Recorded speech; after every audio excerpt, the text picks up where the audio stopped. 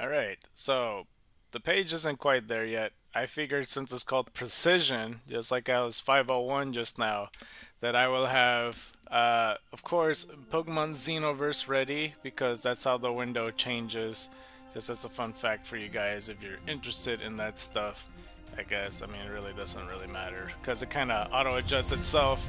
But we're here, Pokemon Xenoverse. What is up, ScarKnight, bringing you a brand new day, which is day 47, the official number that surpassed the actual Pokemon Xenoverse series, which is a bit sad. But yeah, let's go ahead and get it started.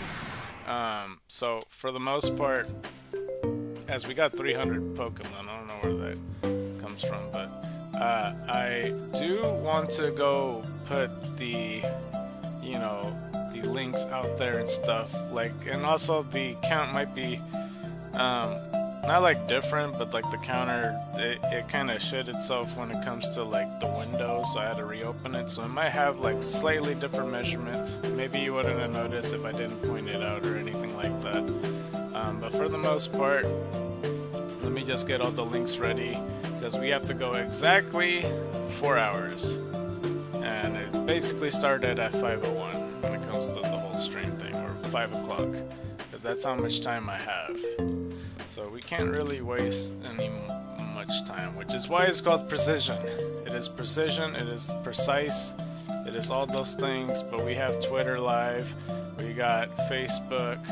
Well, I mean, Twitter was live a second ago, but I thought I would time it right. But Facebook is live, as we got Reddit page number 1, and it is live. Reddit page number 2, it is, of course, live. And Reddit page number 3, because I got all of them beforehand finished.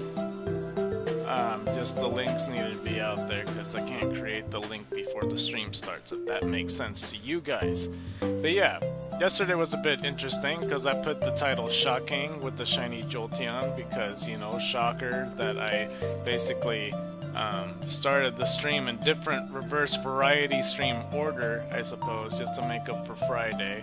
And it was a bit of a different day, you know, doing Pokemon Rogue of all things, which is interesting enough. So yeah, I mean, we'll see. We got only 4 hours to go. This is part of the reason why I don't stream on the weekend, because the window is pretty tight to like look through. But like, let's just continue nonetheless. And for the count, I tried to look at the like 2 streams ago, recounted the count because I couldn't find any problems with it, and I tried to skim it again. I still can't find any problems with it. Last stream though, when I did the 85 Odysseus to kill, I did double count 1, but then I just completely missed another Oddish, so since they cancel each other out, I basically just have, you know, no difference of the count. They even each other out, so that's basically what it is. So 4,086 is the count so far. And we're just gonna get as far as we possibly can, just for the get-go and stuff. Interesting day though. I mean, it's gonna be a somewhat of a busy day tomorrow, not really, more so afterwards, but still busy nonetheless, or else I would have streamed. But who knows? I just know that the following weekends for sure I'm gonna be very busy. But yeah, that's why I call this episode Precision. It's because I just have to get to it. I have to be motivated to surpass even further beyond 4,000, because the last 2 streams I barely hit over 100 if you really think about it. Like 150 minimum, because I was going flip-floppy back and forth when it comes to the count and such. 4,088. And yeah, I'm not too sure. I'm not even sure if Foe's gonna show up, because I know that it's different for him in the weekends. But he may, but I don't think he's gonna be here the entirety of the time. But we shall see. And also for today, we could talk about the Pikachu short that I seen, along with, of course, like making up a Pikachu short pertaining to Father's Day, because that's the only thing I could think of at the moment. Of course, I could have easily do Star Wars as a little holiday special thing, but yeah, I don't know. Okay. But yeah, Pokerogue was pretty interesting though, because like when I was playing it, I mean, I had a feeling that's what it's gonna be. I just needed to make sure I wasn't missing out on anything else that's like, oh, ScarKnight, you didn't hit the cachet in the retro Sigma Alpha Dex thing that you have to turn on the toggle. You know, some shit that like I wouldn't understand and you would have to explain it to me. Because for sure with the egg voucher thing, that's something for sure I would have never figured out. 100%. Like someone would have had to hold my hand to figure that out. Unless they tell you. I don't know if they did. I don't remember them saying to press the M key to go to the egg gacha, because I would have never figured that out. Because yeah, Fo told me to click on the M key. Definitely would have not known. But yeah, that's for the most part. Okay. But yeah, I mean, I had a pretty decent weekend so far, I would say. I just have a bit of a headache because I'm wearing an ice pack right now, like one of those beanie kinds.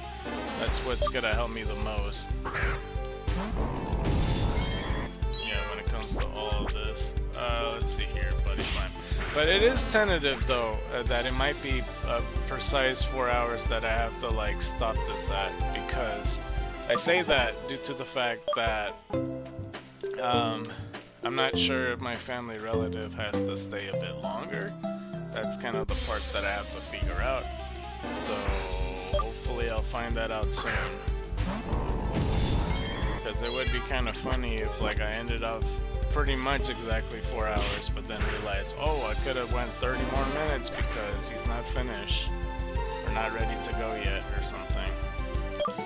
But yeah.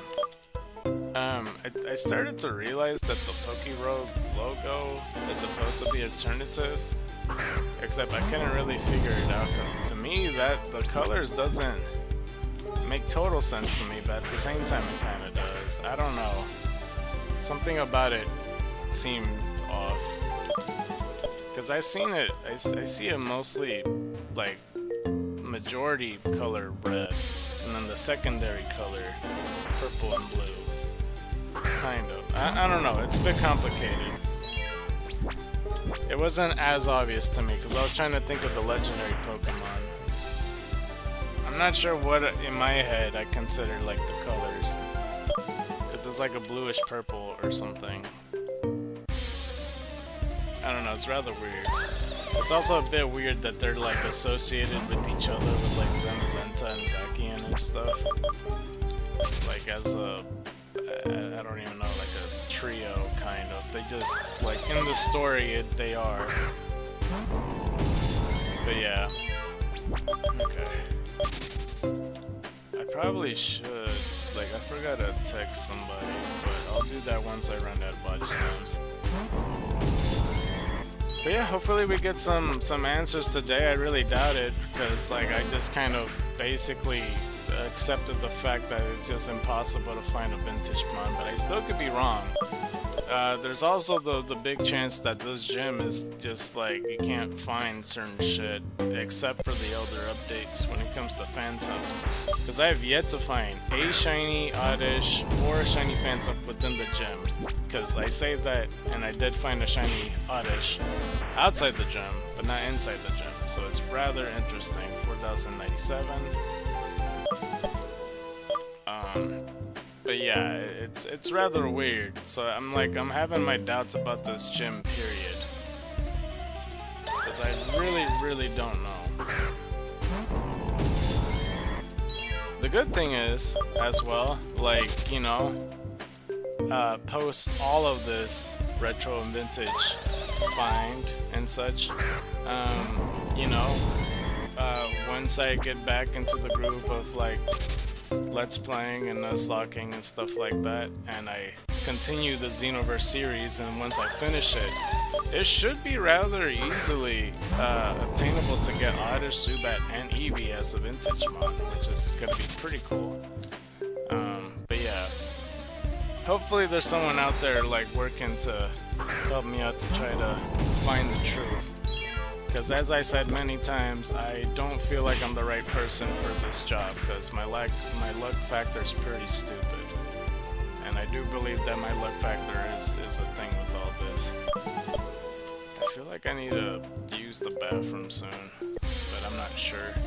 It's a bit too soon for that. I don't know.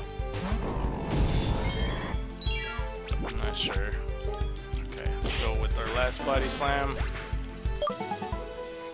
Because I just got back, literally dropping off everything. Let's do one more, even though I clearly ran out of body slams, just to get that 4100. Because we got 15 good old odyshes so far in 10 minutes, which is a good sign. I think that's pretty good so far. Mostly because I'm in like a good hustle, I would say. But I'm gonna double check if I did run out of moves or not, because yeah, I did. Okay, just making sure. Just making sure, you know. Never too safe to be sorry.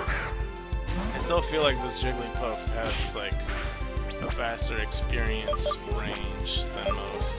It almost doesn't even look like I lost any health there. But that is 4100. Okay. I think I am gonna take like a slight bathroom break. So hold on. Oh, never mind. I guess we're gonna hatch eggs and stuff. I still don't know about the rare eggs and the thing or whatever, but this is 201 because we have passed 200 eggs in the last one. So let's go ahead and do that. 201. Okay, now we could do the other thing. I'm so glad it's not an oddish because I didn't want it to break the 4100. I was pretty happy with it. Okay, let's get Delta Heal now. Okay. Okay, let's go over here. Watch there be a slight mistake with the whole 201 thing. The egg isn't ready. That sucks. Shit, there's always the awkward timing on one of the eggs. But as you can see, there's 200 right there. And yeah. As I said before, like a lot of these Eevees in this particular box, for some reason, like the stats with the IVs is lackluster.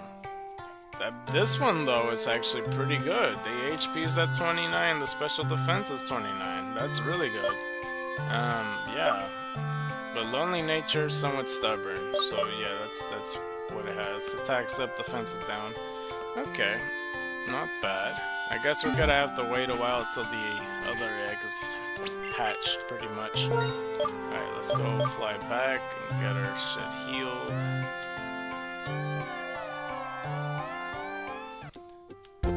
And yeah, I feel like it's a bit too soon of a break, but I don't know, I just had this urge to go to the bathroom all of a sudden. Okay, well, precise going to the bathroom break. That is the whole thing with it. And I feel like the word precision fits with the fairy type like Shiny Sylveon. I don't know. I always try to match their typings and stuff. But yeah, I'll be right back. Okay, sorry about the delay. Let's see here. Yeah, I got my drink. Finished the texting exchange, so no longer any distractions or anything like that. Went to the bathroom. My eyes back again. Okie dokie.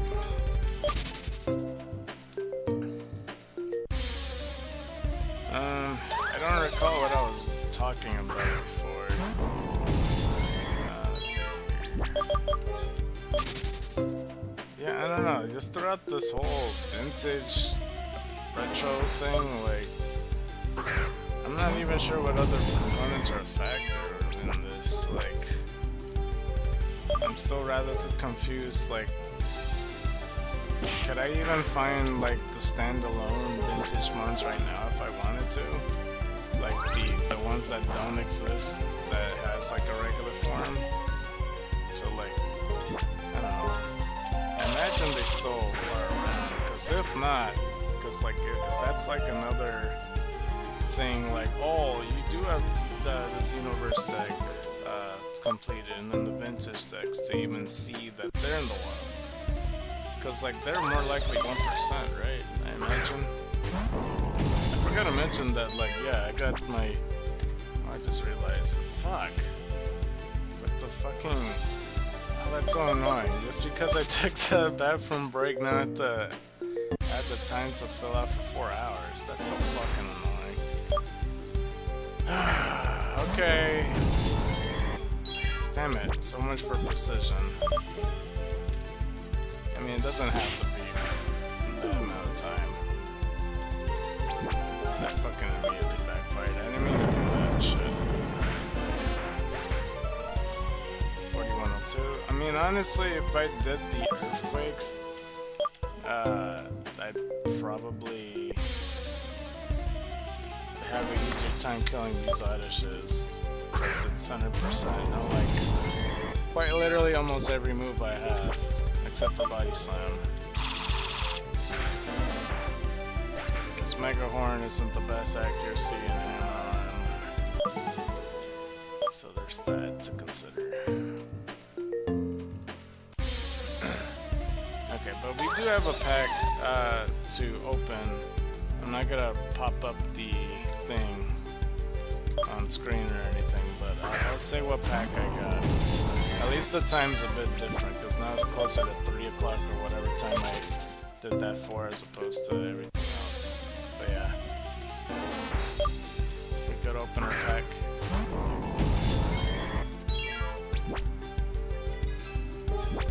I don't think that person even had seen the trade yet, though.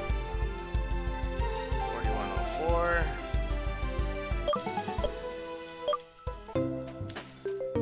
I know that dude was online. I literally saw his wonder pick not long from that. So let's go ahead and open it though.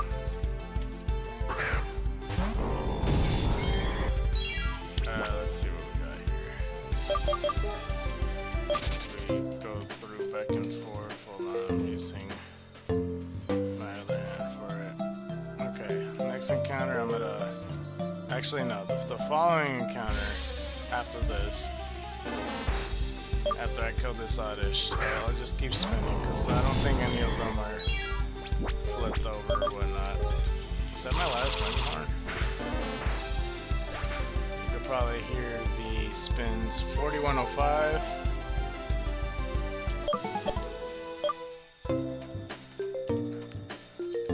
Alright, next encounter, and then I'll stop.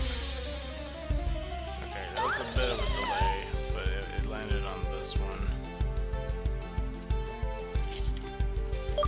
Okay, hopefully something good. I think we already own whatever cards in the back, because I see a lot of light blues, light greens, and purples, which might be either Mewtwo or ScarKnight or some water Pokemon. Horsey though, Tink and Tough, but like reverse hollow. Tink and Tough. That's good. Chimchar. And a Lucario EX. I don't know if I have it on this pack. So that's not bad. As long as I fill in the Pokédex. I'm almost at level 50. 5240. Yeah, Lucario I didn't have, along with the reverse hollow Tinkertuff, so that's good. What's the other one's name? Tinkatink. Okay, Tinkatink, Tinkertuff, and Tinkatun. Makes sense. Alright, and that is the pack for today. So now it's gonna open at 3 AM, and then the other one at like 3 PM and such. Okie dokie. 4106. Okay, somebody liked my showcase thingy. Apparently you could just keep on doing it every day. That's kind of very interesting. Let me check my trade status thing, because I don't know where the fuck that dude is. He didn't. I don't understand why he hasn't seen it. I still offered him the milk tank. He has one more day left. He really is not gonna play for like past 3 days.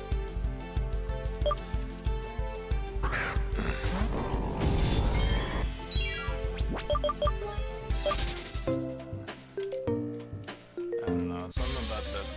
Like I see him here in the Wonder Pig, and supposedly, I don't understand. Like, brother, what are you doing?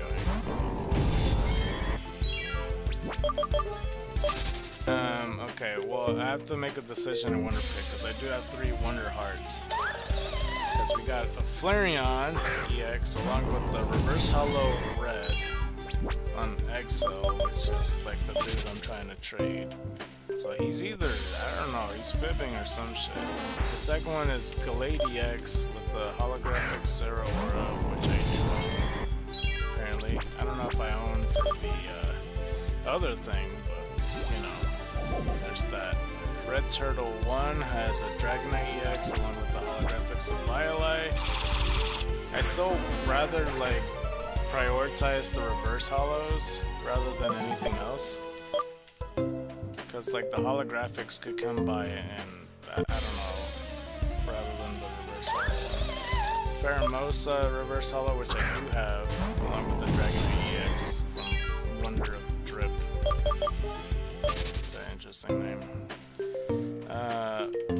Aerodactyl EX along with the holographic Celesteela. There's not too many reverse hollows in this. Chops has a Delmice with the holographic Marshadow. I don't know why I'm blanking, like I could read it right there. Let's see here. 4108. Let's see. This person has a Yanmega EX and a reverse type null, reverse hollow type null, which would be pretty good to get, but I got Yanmega EX, I'm pretty sure, in the B set. The Lowland Duck Trio EX with the holographic Lucario, so there's that. Arcanine EX along with the Shaman holographic. Miss Magius with the Meowscarada reverse hollow. Which is, that seems pretty good to receive. Lantern EX with the Full Art Slurpuff, which I do have. Licky EX along with some Violet, reverse hollow, might I add. So, yeah, let's see. Pidgeot EX along with the Slurpuff, Full Art. The Lowland Duck Trio with the reverse hollow Gibble, which I don't have, 4109. I feel like I got a lot of these EXs now. There's a Alolan Raichu EX that's in my wish list, but along with the Vaporeon holographic. Giratina EX, which I'm pretty sure I have, along with the Zelle Aura reverse hollow. Mega EX with the reverse hollow Corphish. So we got 4110.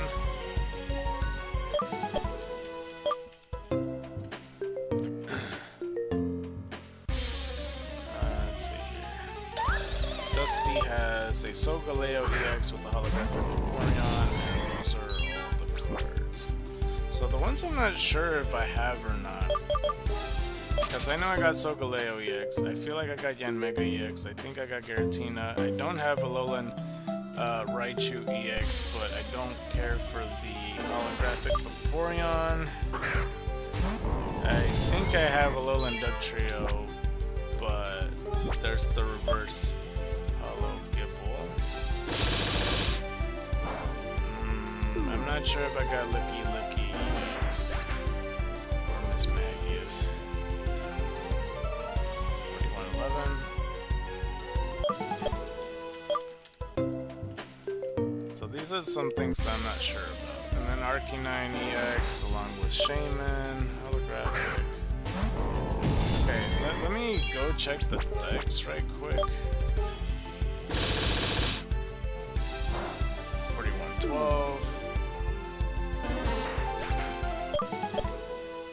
There's part of me that just wants to cancel the trade with Exo, because he's clearly playing, or Exo, whatever the fuck his name is. He's clearly playing, and he just just, I don't know, he's like bypassing looking at the thing, and I'm like, what the fuck, dude, I'm waiting on you. Do you not want your Miltank, bruh? But I don't know, 4113. That's just kind of how I feel about the whole thing. Hopefully I counted that, I clicked off. Alright, so just to reiterate on the legends that I have. And apparently where Moltres fits in, because we did get a Moltres in the 10-pack. He's next to ScarKnight and not next to the legendary birds. He's pretty close enough though, he's diagonal from Zapdos, like diagonal left in the bottom. So Venusaur, Executor, Charizard, Arcanine, Moltres, Blastoise, Starmie, Articuno, Zapdos, Gengar, Mewtwo, Marowak, Wigglytuff, Mew, Aerodactyl, Palkia, Leafeon, Glaceon, Garchomp, Probopass, Beedrill, Giratina, Lucario, Tinkaton, Bibarel, Decidueye, Delmice, Incineroar, Crabominable, Cresselia, Passimian, Muk, or Alolan Muk, Solgaleo, Tapu Koko, Buzzwole, Lycanroc, Guzzlord, Sylveon, Dragonite, Eevee, Snorlax, Shuckle, Lantern, Crobat, Skarmory, Lugia. It appears I don't have a Alolan Duck Trio. So maybe that's for the one that I should be interested in.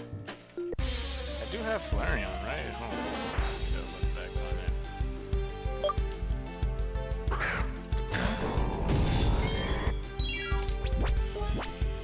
Let's go like this. Click on the thing and fucking do it. Shit. Okay, let's go 41-14.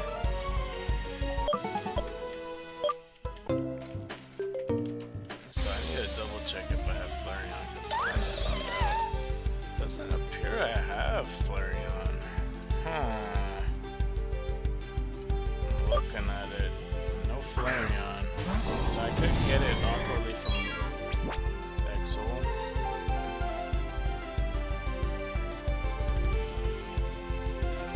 Flareon EX from this set.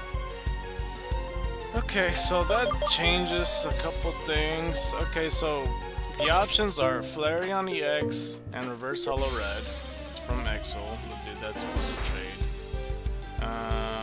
The other option is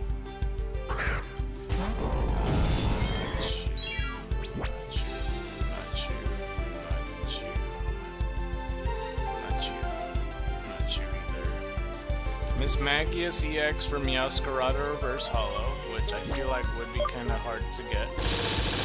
I don't know that for a fact, but I honestly do feel like it would be difficult. The other option is, I think we got Licky, right? The other option is Alolan Duck Trio for Reverse Holo Gible. That's 3 options so far. Let me double check to see if I got Licky. I hate checking back and forth like this, and then at the end I'm not even gonna get any of the cards I desire, and I hate that shit. Okay. Let's just check for Licky. That's all I'm doing this for. So it appears that I don't have Licky.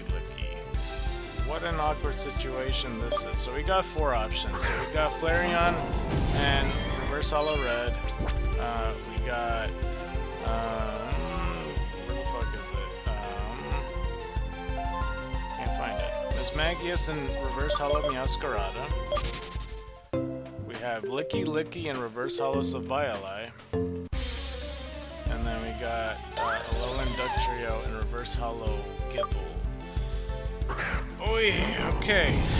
Let's try to narrow it down to like the bigger likelihood of the cards that I'm missing. So, along with the Alolan Duck Trio and Reverse Holo Gible, we have a Keybone and a Cherubi that I'm not sure if I have. It says supposedly that I got it.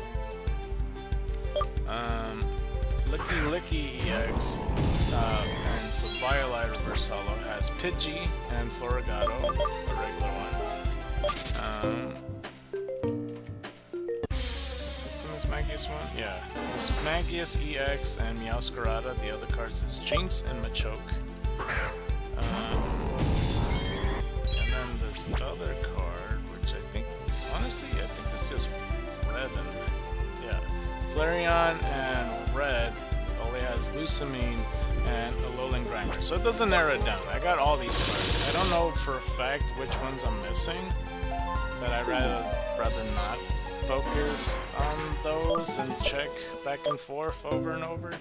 I feel like let's just do the awkward situation from the dude I'm meant to trade with, Exol, and then like thank him afterwards anyway, just to be like, hey, I see you online. I think it's better if I try to aim for Reverse Hollow Red. I think that's the better card to get. So I'm aiming for him. I think it's bottom left. Oh my god. Okay, at least I got the 2 hourglasses. I missed Flareon and red. Flareon EX was at the top left, and then Reverse Hollow Red was at the top. Fuck. Okay, well I'm gonna thank him anyway. Hopefully he like goes like, oh shit, he's oh my bad dude. Oh, I thought you wanted a trade. It's like, yeah. That's exactly what Alright, like I don't know what you expect from me. I got 9 winter glasses, by the way. Maybe if like closer to the 29th or 30th, just depending of how far I get. Because I doubt I'm gonna get like 120 of them, but like closer to around that time, we could try to collect all these to get the most out of them or whatnot. Like, you know, use the booster packs and such. I probably shouldn't, because like, you know, seeing that that's the end of the month or some shit like that.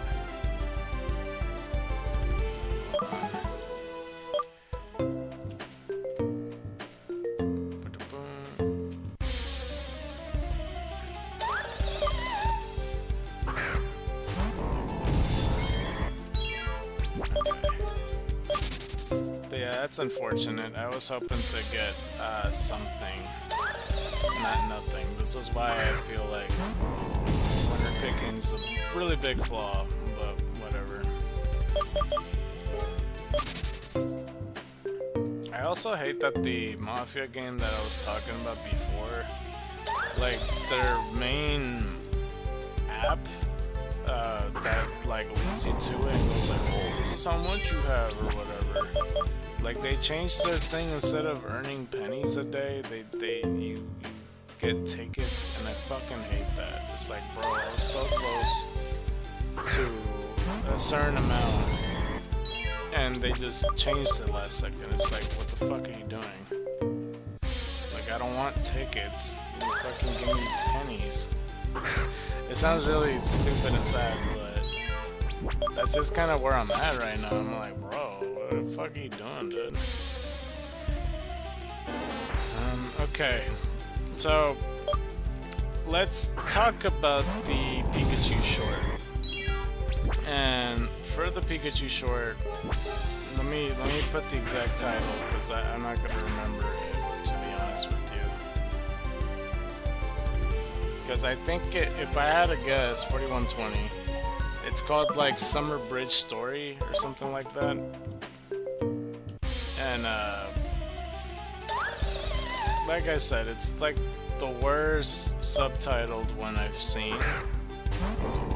Like, I think the subtitle person needs to get fired for this. Well, maybe not. I think he needs to go take more English classes and knows what the fuck's going on, because like it's kind of, I don't know. Pikachu Summer Bridge Story, except like in the main title it showed something else. It still says Pikachu Summer Bridge Story. I don't know. Let me go see if I could see the title of the video. Okay, hold on. Summer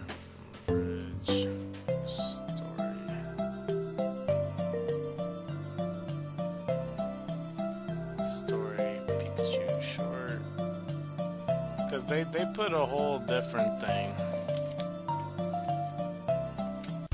Pikachu Summer Bridge story.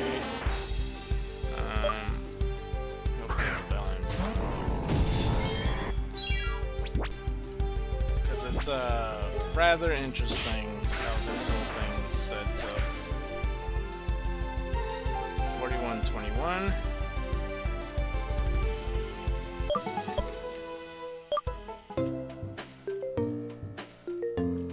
So like, I'm already seeing this and I already see a subtitle mistake.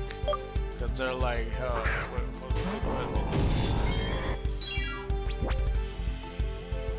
because it starts off with all the Pokemon running out and such.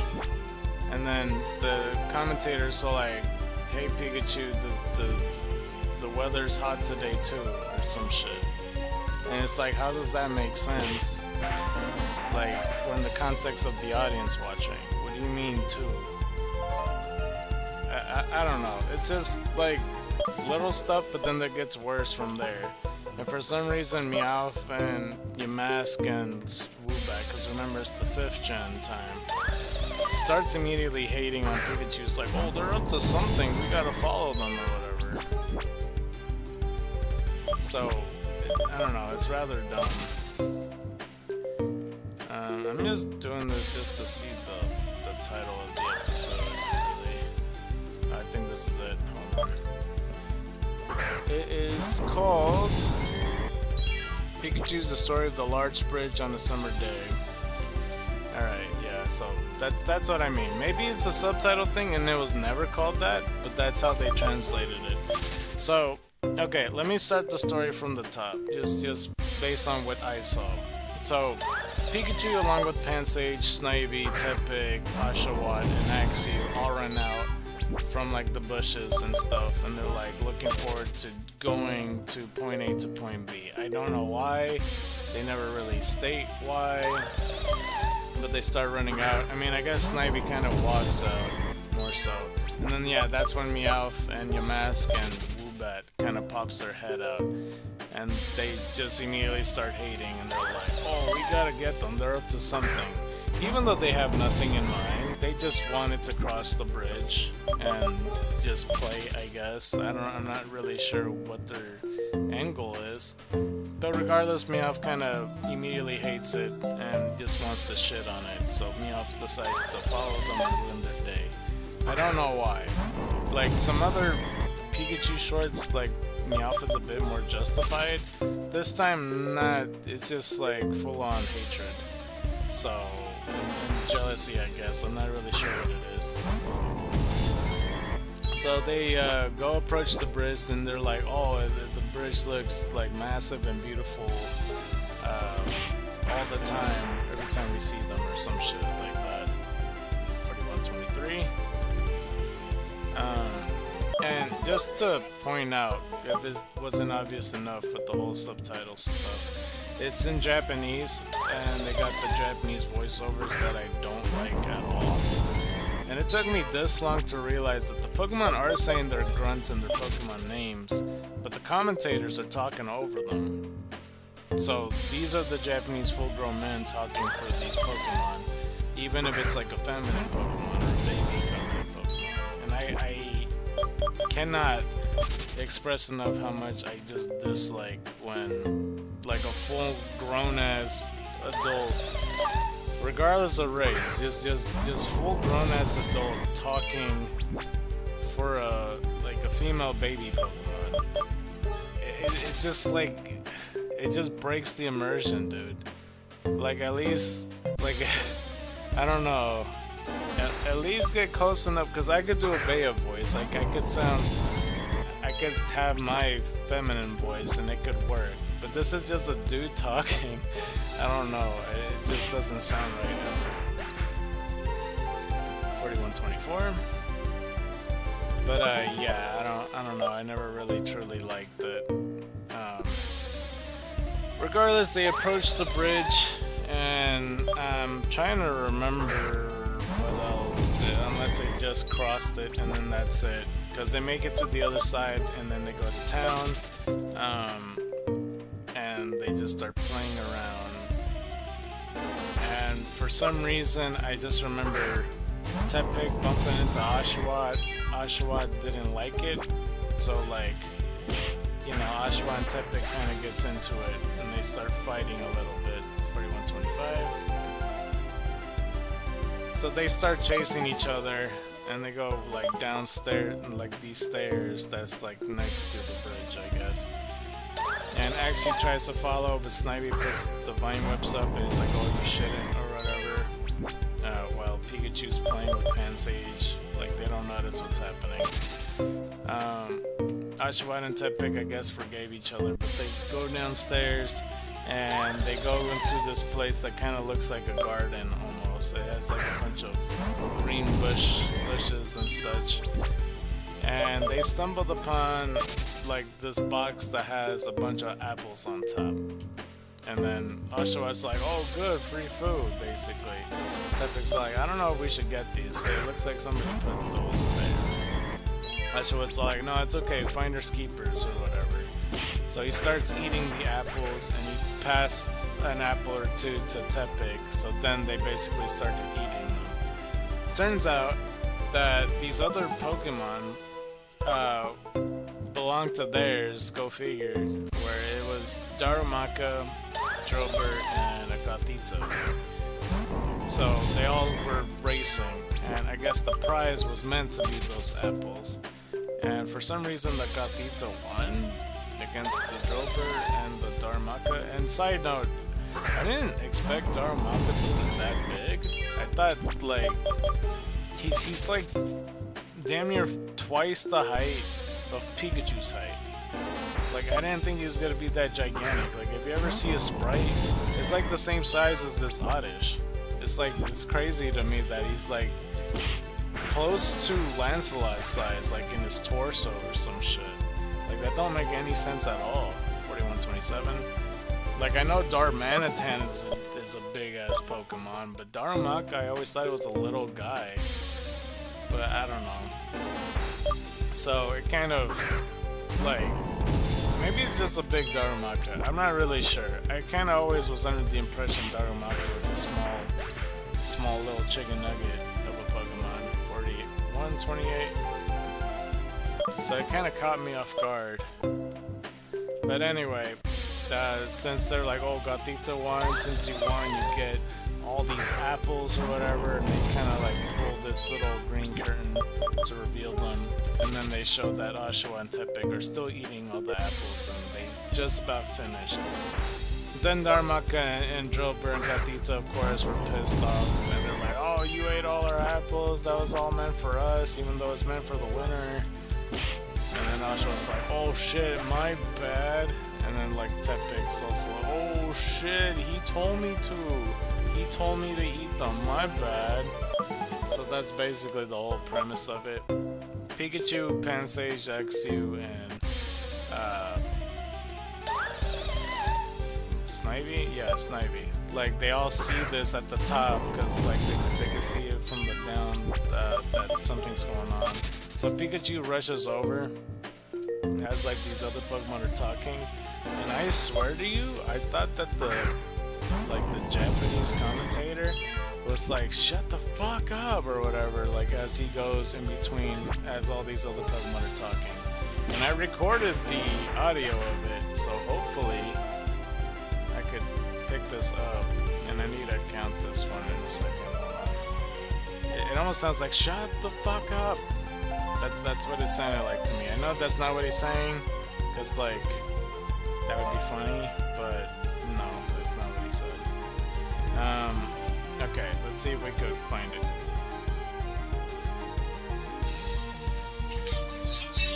Hold on. You hear that?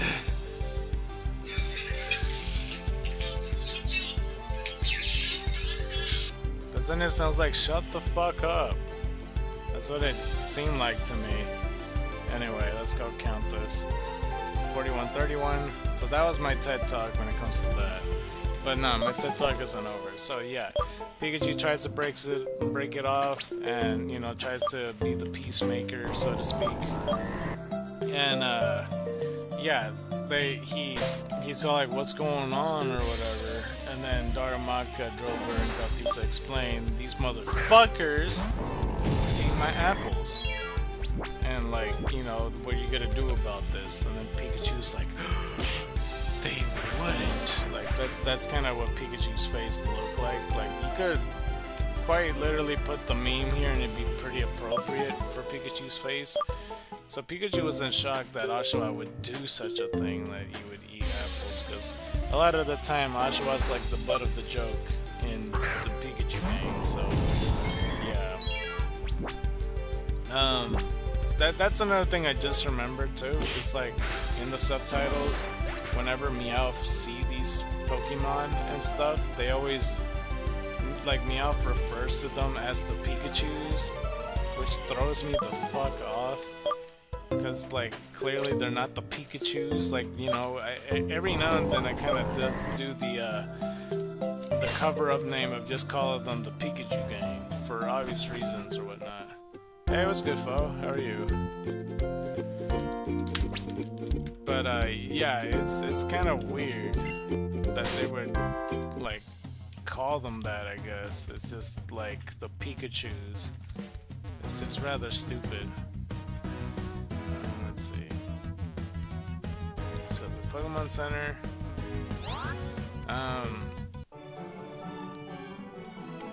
Let's see, I got another text message here. So yeah, afterwards, pretty much, like, Meowth also sees this along with Yamask and, I almost said NK, Woobat, and such. Hold on, I'll see your thing in a second. I just realized you put it on the thing. Let's see here. I managed to get a Primal Groudon and I have some absurd stats at the moment. Oh shit, nice. Yeah, this stream is pretty much gonna go for 4 hours. Hopefully I get it right.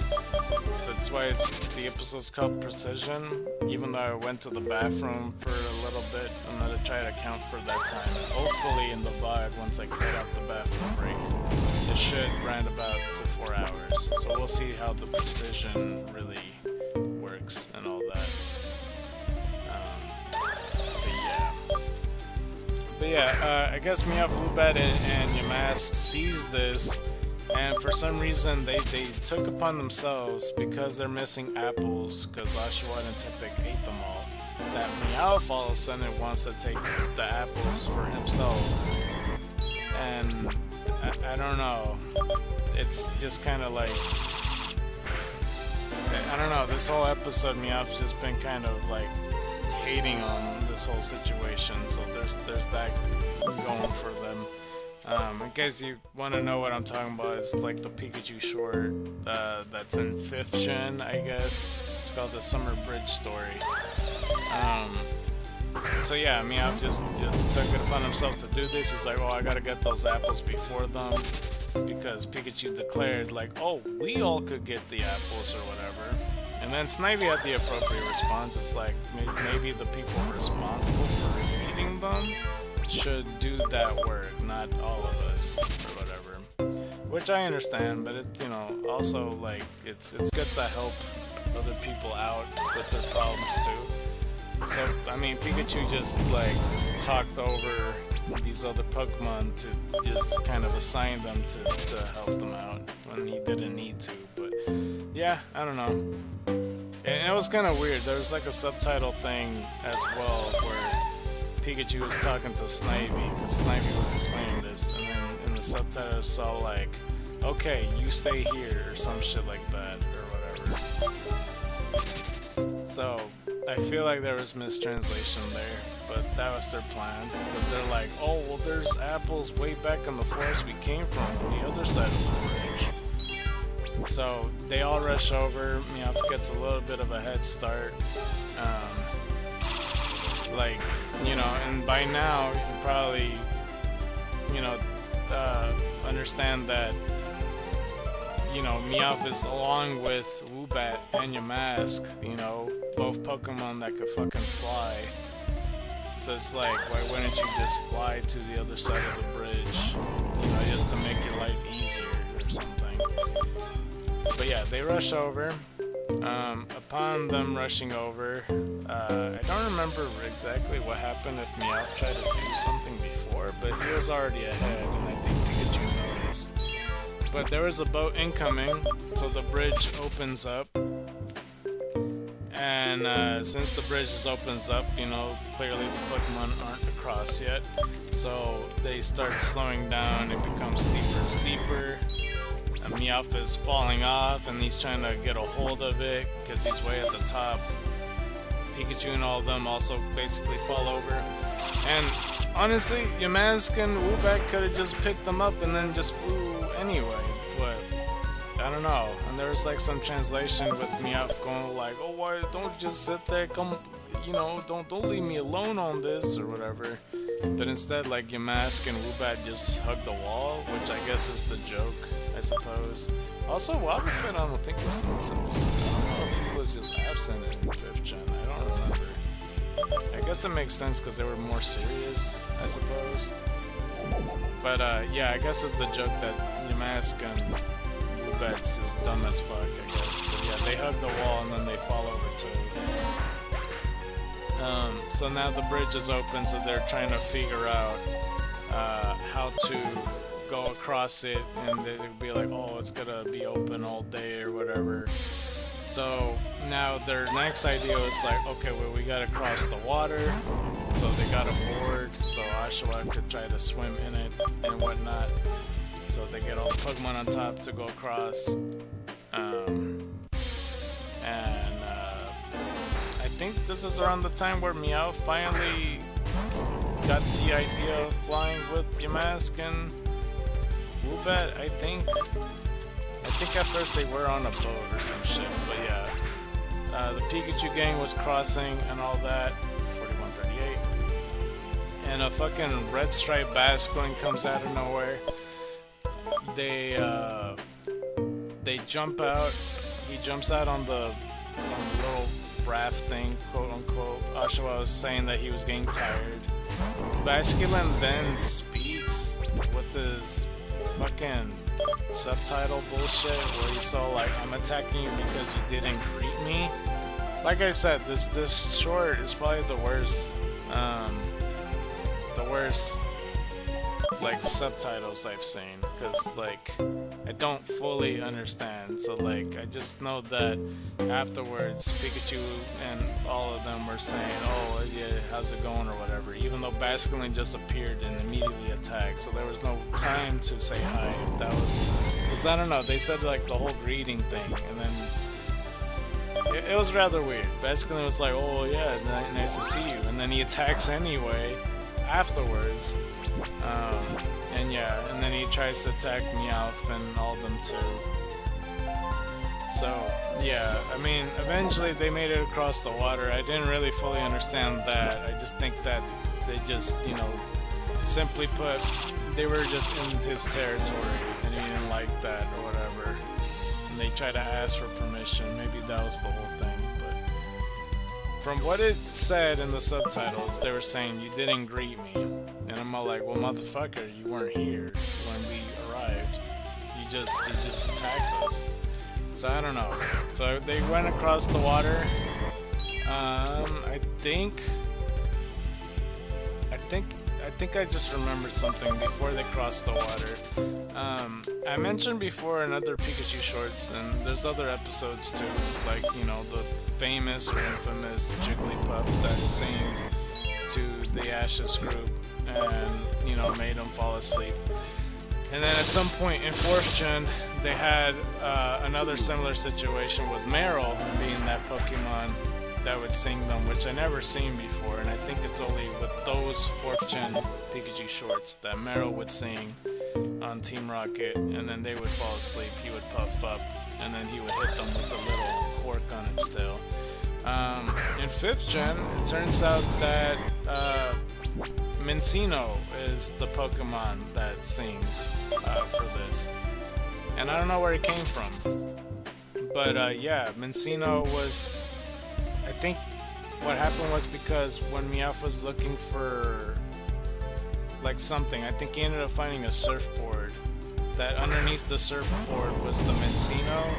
Minccino you know, looking adorable. He says hi and immediately decides to sing to Team Rocket, and then they fall asleep. And like, they had this animation where Mencino's going back and forth and he's saying his name. So yeah, I don't know, I just found it interesting. It would have blew my mind a long time ago if I saw that first. But yeah, I just barely remembered it because crossing the water, I suppose, to go to the other side, at some point, lo and behold, that happens again, that Meowth falls for like the Mencino trick. I'm not sure at what point or where, but Mencino sees them again, and just like the other Pikachu short with Meryl, it always comes in threes. So you could expect that to happen a third time as well. But every single time they go to sleep, you know, Mencino kind of brushes them with his tail and then put them in the garbage, because that's where Meowth ended up, quite literally. After he got that surfboard, he ended up in the trash can.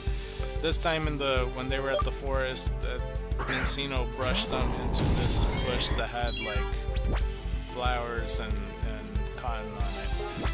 So yeah, I don't know. And as I said before, like, it's interesting with Mencino and Trubbish always being Pokemon that are associated with each other, because Mencino is the Pokemon that cleans everything, while Trubbish is the trash Pokemon, literally. But yeah, I don't remember the interaction on the forest at first. But yeah, because Meowth attempted to use the surfboard, it didn't work, because he got attacked by Basculin, so then he flew over. Eventually, the Pikachu gang finds a tree that has all the apples, and then they were attacked by a Mandibuzz right afterwards, because like it's their territory that like those apples belong to her supposedly. So that all happened. But I think that they all just attacked the Mandibuzz and it blasted off, and then that's as far as it goes with that. I'm trying to remember anything else, but yeah, it was weird too when they attacked all those apples from the tree. They kind of did extra moves that they don't need to, like they used Thunderbolts and shit like that, and like, you know, used the Scout Chop. I think that's also what happened, like when Tepig and Oshawott at first, like when they were bumping into each other, they kind of, you know, the Scout Chop kind of fell off, so that's how they ended up downstairs or whatever. Like, I know I'm all over the place with this story, but yeah. Let's see, 41, 46. Bruh, I just had something crazy happen, so fun fact about Pokerogue, trainers Pokemon can actually be shiny too. And I think I also mentioned that there are different tiers of shiny. What are the tiers of shiny again? Because I don't recall. Or is it just like the rarities depending on the eggs or whatnot?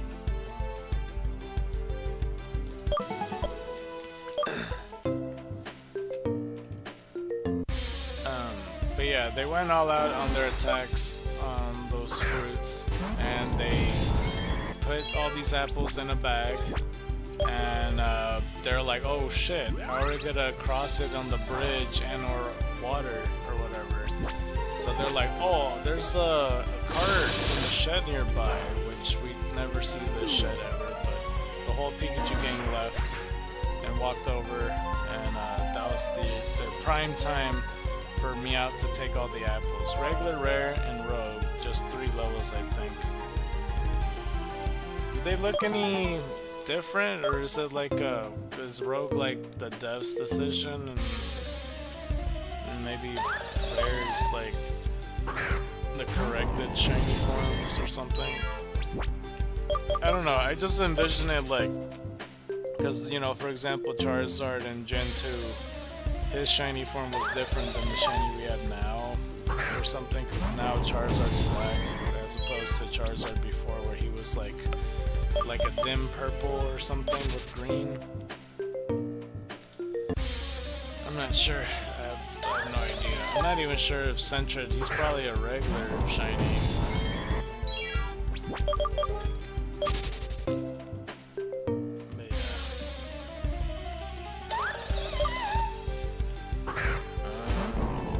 Anyway, I just got a Liza gem encounter where she had a rogue tier shiny.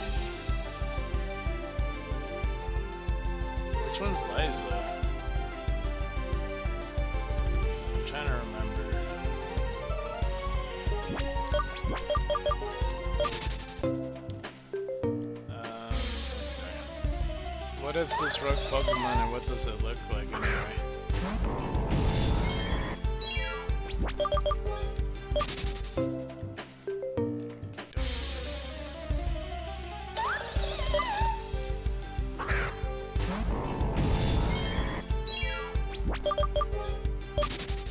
Also, I'm surprised you're still awake. It's like 4 AM.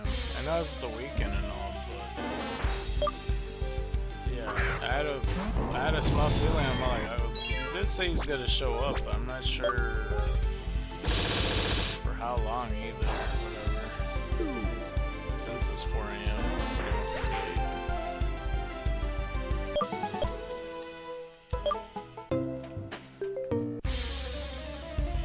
Saturdays is always a small window for me. I sent you a pic on this one. Okay, I'll take a look at it. Just give me a second. It was a Gardevoir.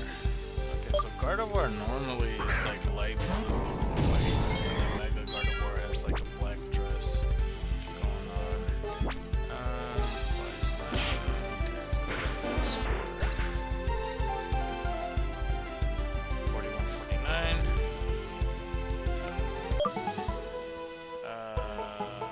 Oh, you changed your profile picture. It's like purplish. But you can see the items they get too. What the fuck? All the buffs that they get. Are all the rogue shinies look similar to this? Because that's almost like the same colors as the logo almost. That's interesting. What if the Pokemon's already that color? 4150.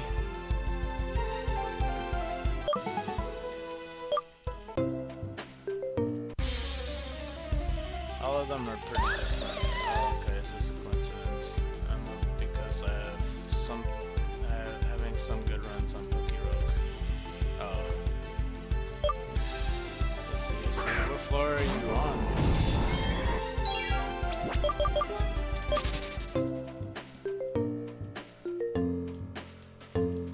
Let's see.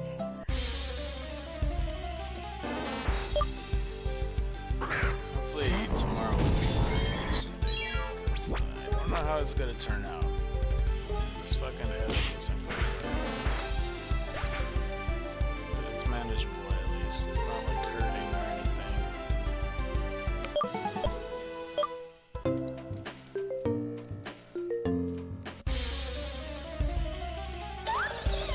Phantom.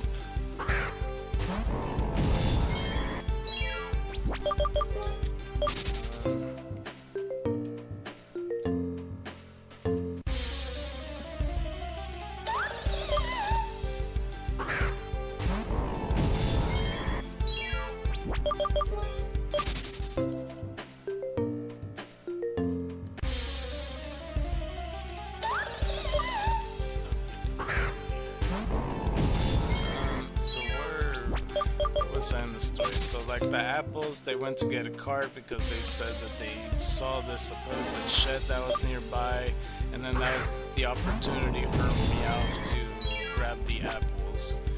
So they took them, and it was pretty impressive because Meowth and Yamask and Woobat all picked up this big ass bag of apples over themselves when the Pikachu gang didn't even want to do that. Anyway, the shiny odds are regular for trainers, and obviously the higher tier shinies are more rare. It drives me a little nuts that the first one I have ever seen was from a trainer. Did I count this one? I don't know if I did. 4153 if I didn't. but they got the bag back, and like Meowth kind of breaks the fourth wall a little bit. He's like, oh, these are the exact moments that Mencino should show up and then sing to me and put me to sleep. And then he's like, no, the coast is clear, Mencino's not around or whatever. So he pulls the bag down, and lo and behold, it's Mencino there, and they sing it for the third time of the episode. And mind you, in the forest already, the Pikachu gang had seen Meowth sleep before when they first arrived at the forest, you know, the second time Mencino sang to them. And they saw it the third time once Pikachu came back. He's like, wait, where are the apples? Because they only see one of them.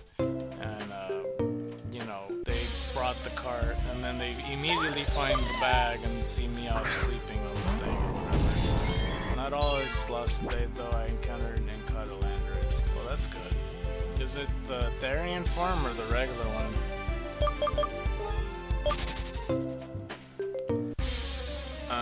For some reason though, like Mencino kind of sweep them up in this regular bush rather than a flowery one. So yeah, I feel like it's kind of a weird decision to, cause like, you know, for the neat and tidy Pokemon, like, you know, it did it right by putting it in the garbage or whatever. Are you hunting shiny Phantom Oddish for egg hunting vintage Eevee? Because I don't think vintages can hatch from eggs. So I encountered the regular form, but I got lucky and was able to change its form right away. Basically, I was trying to find Eevees pretty much. I got to 1,500 encounters, killing them, like, cause after 500, the odds get reduced down to 1 out of 500. But since I got to 1,500, I stopped, and basically I wasn't sure if it was true or not to even find it before the vintage decks.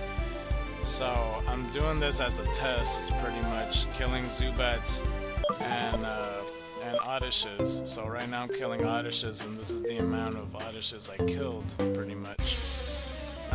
And I'm just making it to 8,000 at this point, just to confirm or deny whether it's true or not. But I haven't even seen any shinies, Oddishes, or Phantoms.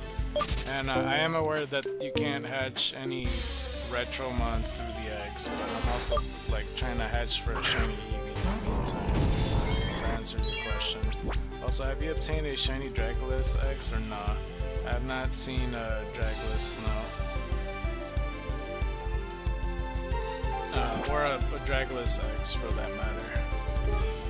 I haven't gotten to that point yet. I'm in like the 7th gym, like a little bit before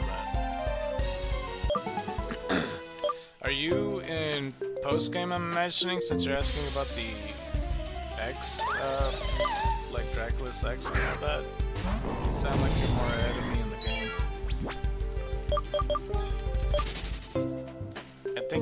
I feel like I've seen your name in the Reddit page. You came from Reddit? Or like in the Discord, I imagine that you came from? Because I feel like I've seen your name around. 4159. It's a DLC thing. Yeah, nah, I missed out on the DLC, unfortunately. I feel like I kind of wish that the Xenoverse creators kept their DLC intact and not have it limited time. Also, Liza, I think, is from Emerald. You usually face them as a pair with Tate and do it as a duo gym fight. Yeah, it's such a brutal hunt. Past 4 DLC. Yeah. Okay. I forgot that was taken, his up was taken, me, okay. Okay, that answers the Liza question, because I always associate Tate and Liza to be together. That makes sense. I think the only times that you face Tate and Liza separately besides Pokerogue is Black 2 and White 2 in like the Psychic, like, solo tournaments or whatever. That's the only time you could face Liza separately. Mentate for that matter. 4160. I'm sure there's other examples too, but for the most part, that's what I got. Yeah, but that's what I'm doing, Oppressor. It's just basically, I'm just testing this out. This is the experiment to see whether it's true or not. You know, just to see a very common Pokemon, which is one of the most common Pokemon is Oddish and Zubat, because in this gym it's 50% encounter rate. I think DLC has no expiry. It's just the pink pathway events that got discontinued. Yeah, I wish they brought it back.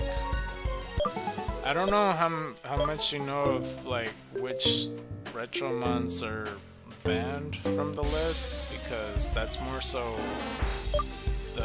one of the questions that I want to get answered, because from my understanding you can't get Retro Tauros anymore, and I don't know if it falls under these other Pokemon too, 4162, but yeah, they should have been permanent.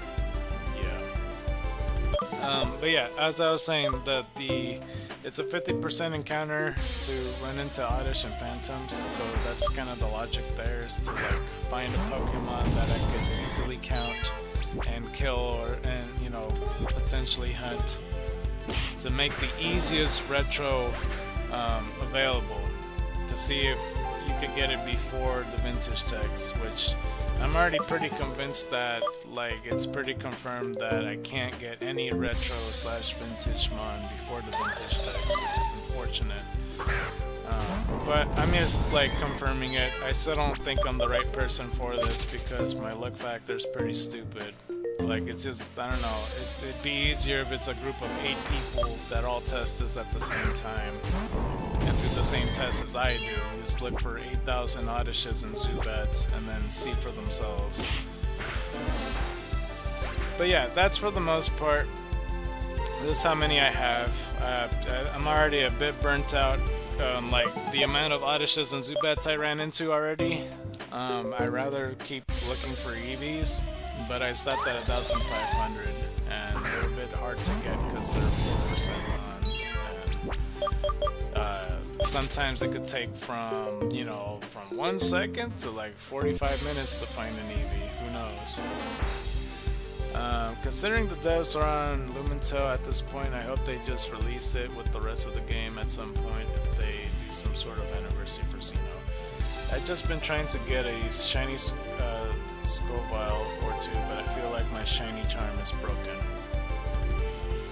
Oppressor, if you could eventually try to retro hunt for a Eevee, I'll be sure to like look for a shiny Scoville for you if you like, and then we can do a proper trade or whatever. That's if you find a legitimate one.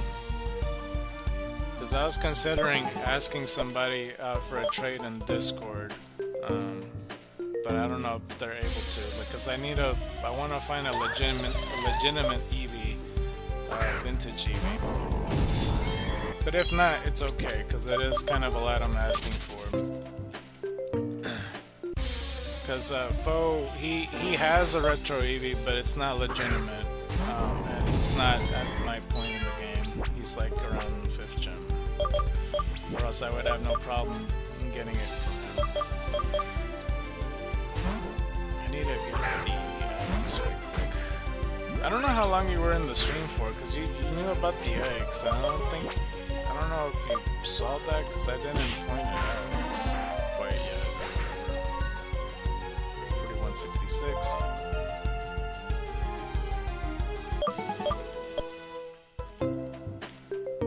Let's go out of here.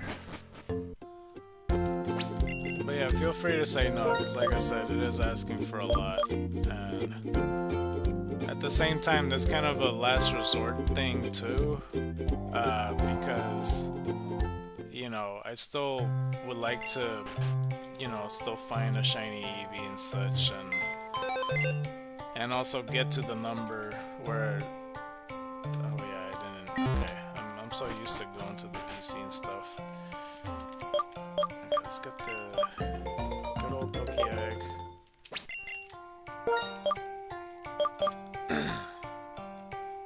What else I was gonna say? Yeah, I found a way to look at the save file. I think they made it very annoying to enable the retro decks and charms. I feel like I just don't understand the logic, and I know it's repetitive for people that see the VODs and stuff, but it's just, it doesn't make sense to me. Like, oh, only until you 100% the retro, or the regular decks, then you get the vintage decks. As opposed to like having it be possible to find it to begin with, vintage mons, because they're like already very difficult to find in the first place. Like if you start from the get-go, like imagine if you immediately run into a vintage Weedle or a vintage Mareep or something. Like the odds of that is pretty crazy on a regular basis, like 1 out of 4,000 or whatever the fuck it is. Let's see.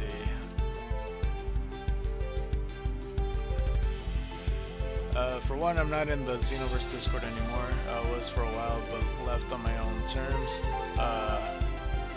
For two, I have my hands completely full. I plan to eventually hunt some of the post-pass 5 legendaries, including the Regis, and I want shiny Eevee, plus every shiny evolution. Instead of being a checkbox to do so, from what I could tell, it looks like they made it so it checks if you completed the checks. At the very least, I need a shiny Drakeon, Sylveon, and Bandion. And then the decks, so that means a lot of checkboxes to say you encountered / caught 'em on. And about the eggs, I only joined like 10 minutes ago, but knew that information prior. Oh, like from like the Reddit stuff, I guess, because I put like a lot of context in Reddit. Nobody in Reddit seemed to like looked into the first paragraph I had and confirmed whether it's true or not. Because nobody seems to know, but I mean, I'm already proving it. I still got slight doubts here and there, though, even with this gym alone, because I didn't even find a shiny Oddish or Phantup within this gym yet. And it's been 4,000 encounters. It's like a lot. But yeah, no, I just find it stupid because it's like, you know, with those crazy odds, imagine when you're starting the game, because I feel like the vintage decks should just make it easier for you to find a vintage mon. Not that's the point where now you can find vintage mons, because like all these other ways of unlocking and even finding the retro mon is crazy to begin with, because you have to like, you know, to reduce your odds you have to kill 500 of the mon. It's a lot. You know, it takes me a couple of days just to even do that. So I don't know. I just find that outrageous. 168. Yeah. Okay. Yeah, I figured that you're from the Discord, because I tried to look into if anybody else was talking about it. Because, like, I think your logo is the same, too, at the time. It's getting dark in my room. I should turn the lights on. Let's see here. But yeah, I guess I'm doing this for science. If people wants to do this to prove or not prove it, you know, feel free, go ham. Because I would like the more, you know, the more logistics of it, the better. Because, I'm not the man for this, but here I am. So eventually we'll get to 8,000. We may or may not move on to Zubat, and then after that I have no idea. After that I'll probably do the last resort stuff. Hopefully that doesn't, you know, go all the way to 999 videos, because I'm not gonna continue this past 1,000. Like, I'll come back to this, but I won't continue it at 1,000.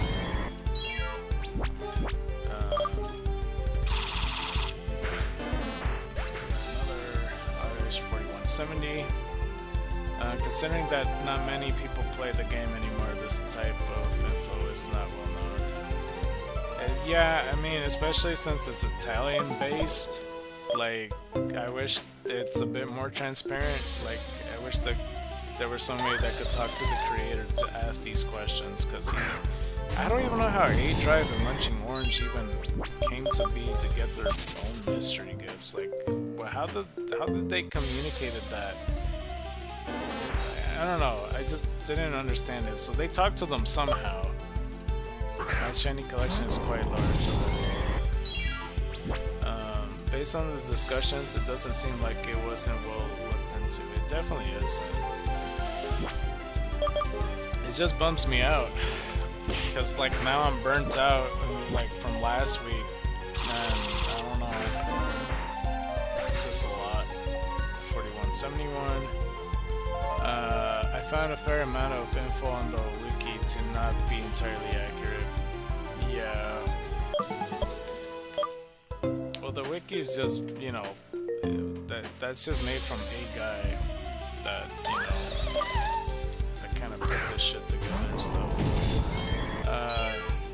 Gorgion, all 3 starters, Luxflon, Mewtwo-X, Subbolt, Marshadow, Mew, Garchomp, Trishot, Disguise, Mimikyu, Lugia, Alter Shuon, and Alter Shylin. Are you naming the shinies that you got, or?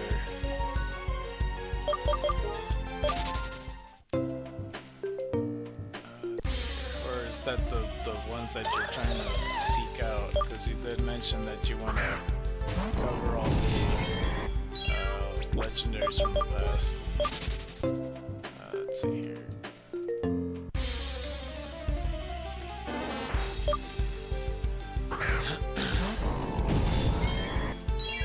Let's see here. But yeah, I'm like 20% in on the whole, like the shiny egg chances. But yeah, like I said, I am pretty aware of like not finding the retro Pokemon through that, because that's like its own category. Yeah.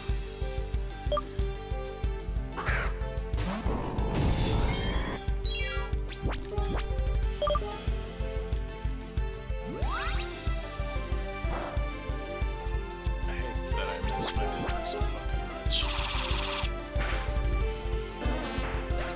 4173. What I have? Noise. Oh, that's good. Let's see here.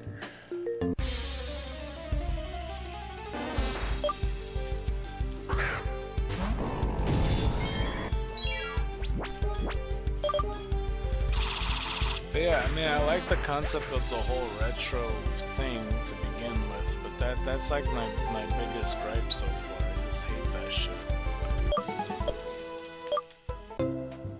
It's like, I'd rather would use Pokemon in the main game rather than in the post game, because like, yeah, I get that they're rare and stuff, and like that's the challenge, but it's all like, but if it's possible before the league, I would like that very much so. But again, I guess like once I reach post game, at least all this effort would make it easier in the long run. I did a batch of like 5 Gibble eggs, and one of them popped out shiny a while ago. Oh, nice. I hope I counted that because I don't remember. I'll just assume that I did. I'm running out of sprites, oh my god.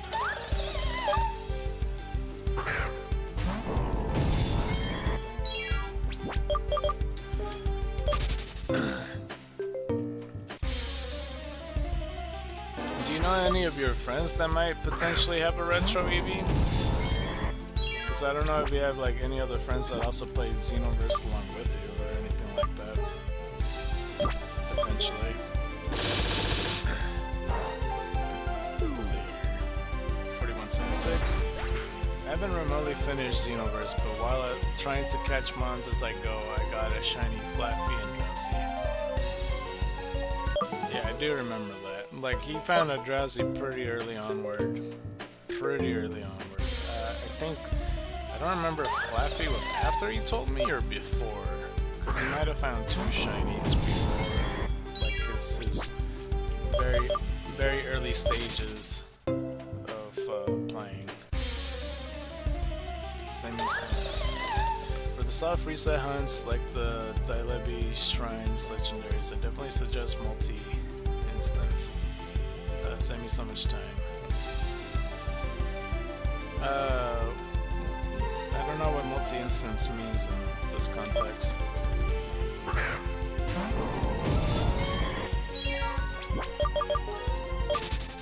I never attempted to, like, you know, grind up to find so shiny.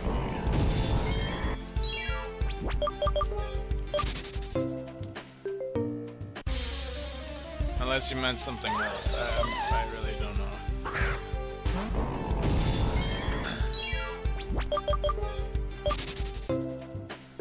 Let's see here.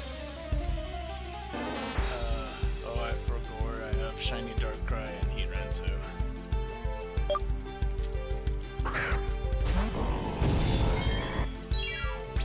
Let's see.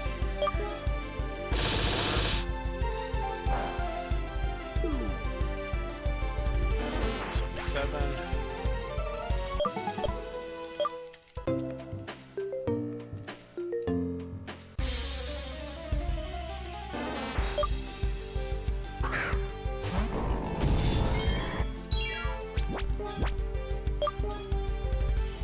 Don't fucking miss Hammer Arm.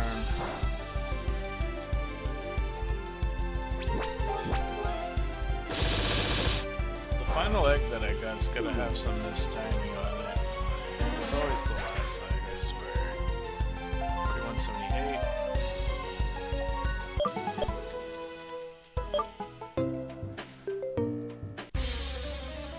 Yeah, I mean, even still, like, even with the amount of time space between, and the amount of time I'm, like, retro hunting, like, Fo could easily catch up to where I'm at, because he's barely at the 5th gym, and quite easily, like, once he picks up the game and plays it, he'll catch up to me in no time.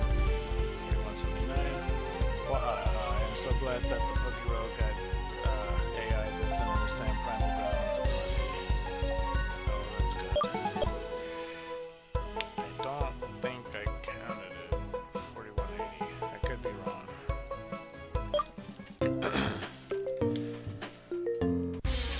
Measurements are still off.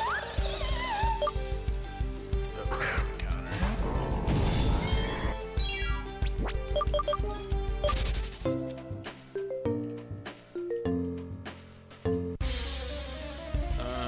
I'm gonna go silent to focus on Scoville. Good luck. Alright, yeah, good luck to you, Oppressor. And yeah, hopefully, maybe in the future, if you're interested in helping me out, to consider helping me with the retro Eevee and such. But yeah, good luck on your Scoville.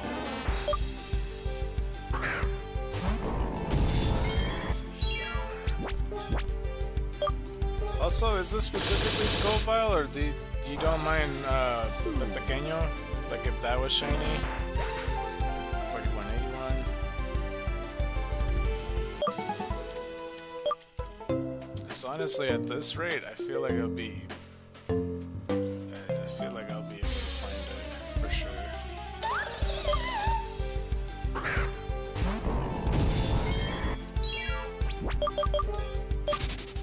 Okay, let's see here. Let's see here.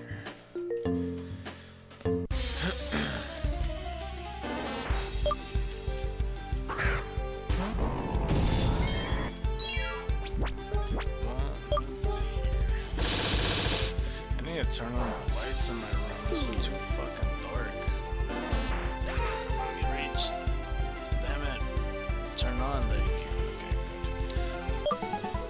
I got one of those tap lamps and shit, so it's like I keep tapping and it's like, bro, is you gonna turn on? Or what the fuck? What floor you say you were again in Pokérogue so far? I should probably take off this ice pack. I don't feel any coolness to it anymore.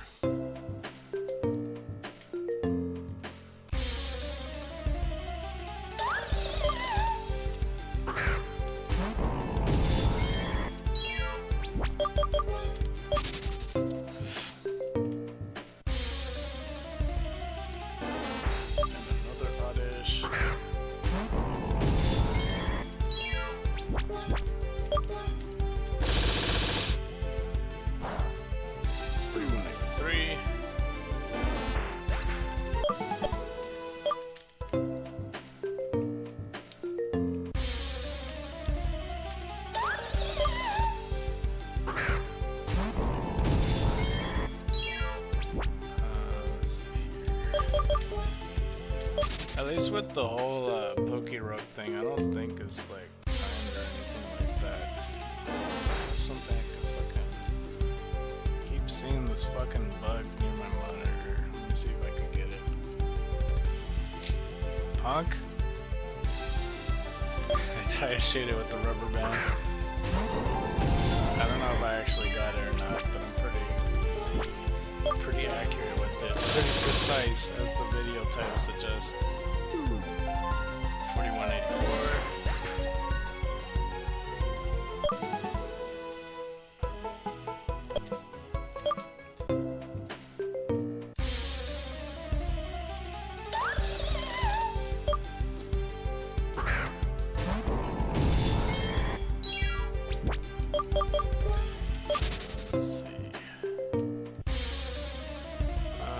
Stepped away in case you asked anything. Oh, I was asking what floor are you in? And Pokerogue and such. I don't remember if I asked another question pertaining.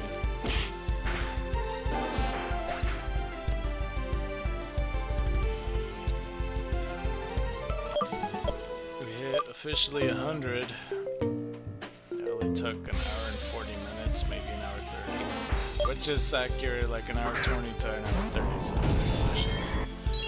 184, currently on E4 member number 2. Wait, how many floors are in total? I thought it was like 100 or something. It's Skylar themed.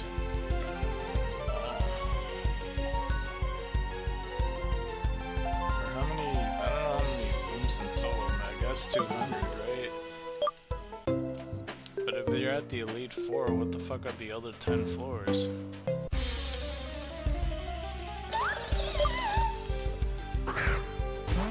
Drilling is when you beat it, but then you go endless. Oh fuck. It just continues even after 200?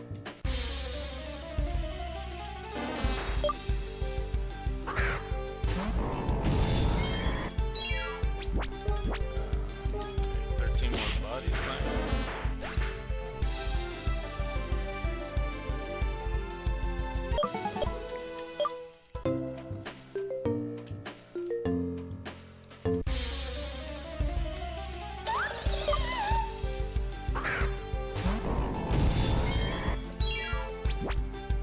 I kinda hacked my Pokerogue account a while ago.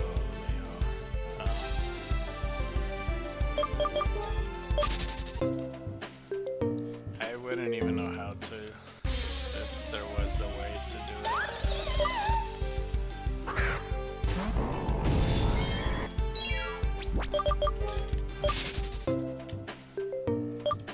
Oh, another egg hatches. I want to say there's a secret ending at 500 or 1,000 almost since I hadn't gone past 200. Spoilers. Cheaters here, LMAO. Okay, this is 202.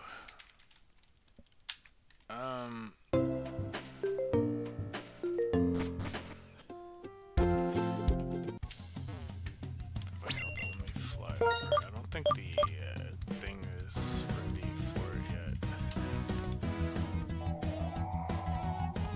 I know he does ancestors. Yeah. Yeah, I'm not the biggest fan of spoilers, but I don't know. Let's see here.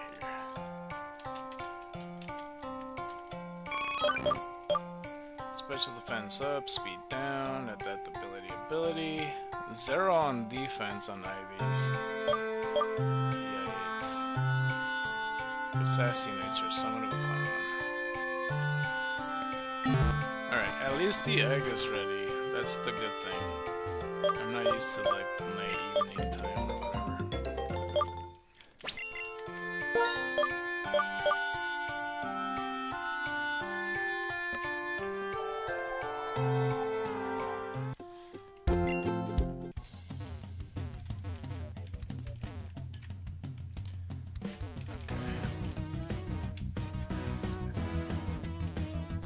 Because I'm okay with like advice in the game and such or whatnot, because there was some stuff like before the game popped up that I don't know, even playing it I wasn't sure what the hell was coming up or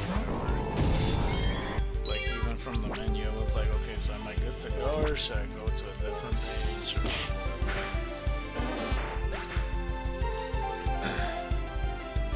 and apparently my first runs, because I played yesterday for the first time, and apparently my run is fairly lucky, because like I got like Pokerus on Litten, I got a shiny Centret, and I found a Pikachu PhD, which apparently even Foe didn't know that there was cosplay Pikachu in the game. So, you know, there's that. All for is $41.89. So there's other cosplay Pikachus out there. I don't know what their odds are. And I'm not sure if all the Pokemon has about the same odds, or maybe it goes from like certain tiers or something. So like, you know, if it's 30 or so, it's like around the same, you know, roughly around the same tier list. I actually got the Muscle Pikachu today. Pikachu Libre or the Muscle Pikachu? Which one's that? The tough one? I'm sure they are uncommon but not shiny odds or rare. Yeah. That'd be insane though. Like to get a rare ass Pokemon, it's like a shiny Pikachu Libre or something. Yeah, right. Yeah, I like to call him Machu Picchu, even though he's a Pikachu. That's usually what I kinda go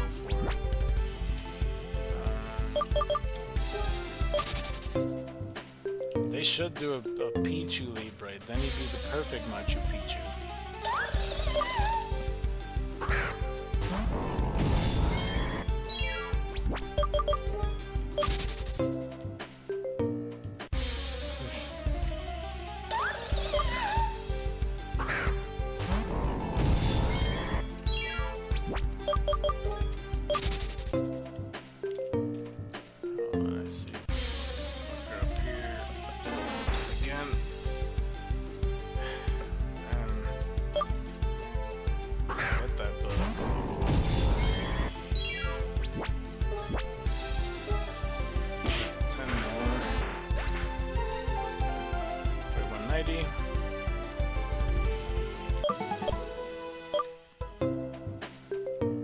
Imagine like Pokemon to start with, like Dratini wouldn't do so well unless they keep Dragon Rage, because like Rap won't really do the job right, more likely.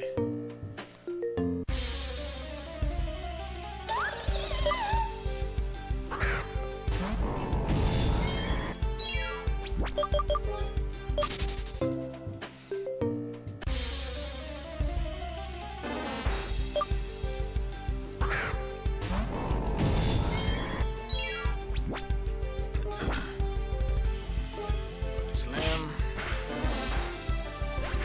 41.91. So ScarKnight, you don't want me spoiling what happens with every 1K4s in Pokerogue. Yeah, like let's avoid spoilers.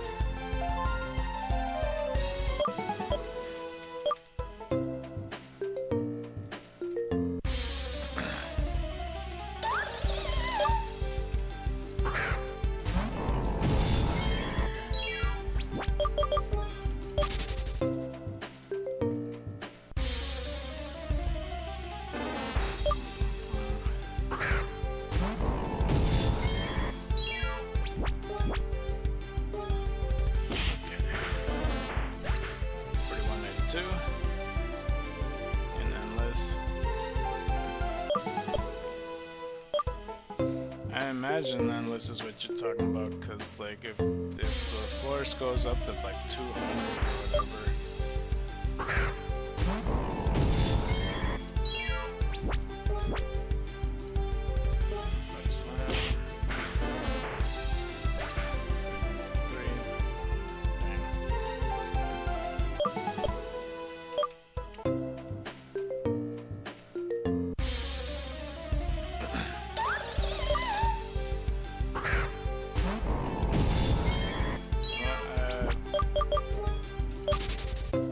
I was gonna say, like, if you know how to talk around it, but still, like, explain how you do it, then, like, that's one way to do it, but if you don't know how to approach that, then not sure. Yeah, it's officially becomes a game of Death Touch when it comes to Endless.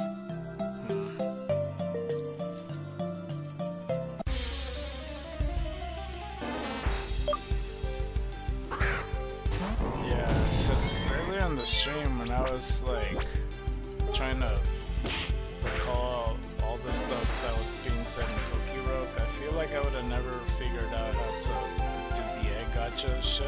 I don't know if the game tells you, I don't remember it telling me. But when Fo told me to press M, I don't think I would have ever figured that out. Because I was reading pretty much everything out loud, so I don't remember me reading that, except for the chat. I still hadn't had an egg hatch, and I did like 5 runs. He literally just started yesterday, so he doesn't have much to work with, and Mons for teams did get a shiny within the first 2 hours, though, yesterday.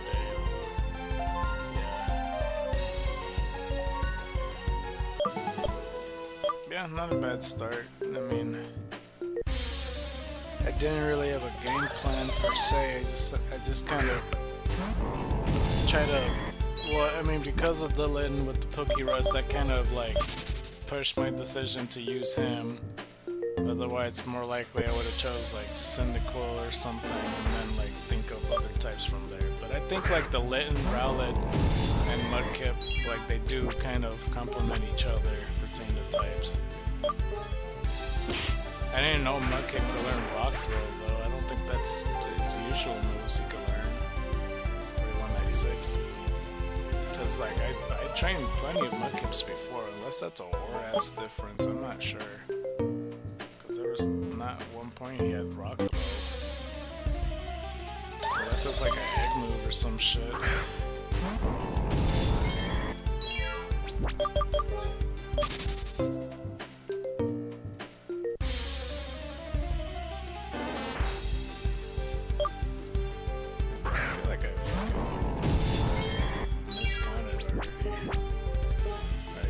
Slams 4197.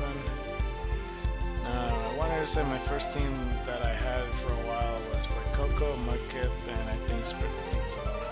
My usual team for Endless is just Rayquaza, Kittyfly / Rabombi, Nacli, Tinkatink, Splice, Nacli, and Tinkatink to make a Rock Fairy type. And give the Fusion Salt Cure as well as Thief, Fake Out, etc. Some other niche choices.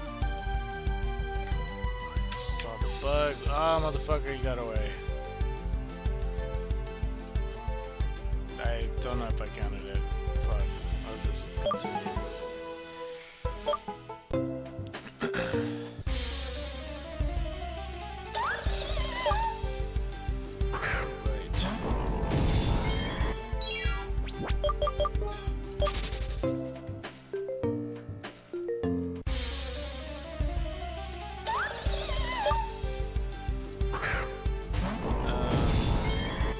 Since Coco's pretty tanky, eventually it goes type with the self-ramping move, Mudkip for ground, and Sprig for a certain crit move. Yeah. Okay, let's see here. But I have moved from strictly using starters for now. I was considering, like, I know it'd be a dumb idea, but I thought it'd be kind of funny to do like solo runs on types. But at the same time, it would kill me if like I ran into a shiny and I'm like, oh, I only have to catch fire bombs. Like I would hate that, but you know. Eventually, Mega Evolve Ray Ray. 4198.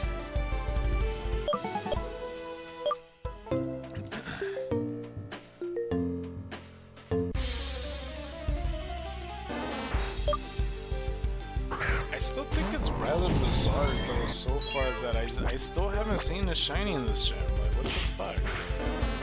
I just want to know if it's even possible for this gym.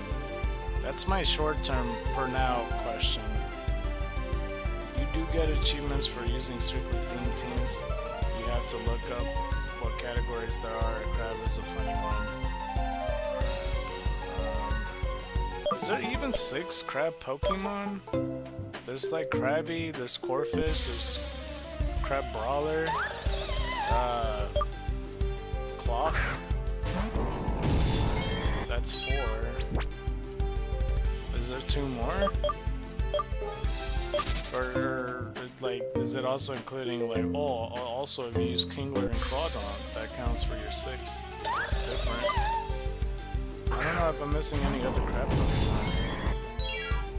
Because they hit me the other day, because like, you know, because Cloth doesn't evolve per se. Because somebody was like, oh, Krabby or Corphish or whatever. So when they were trying to attach all the evolutions or whatnot.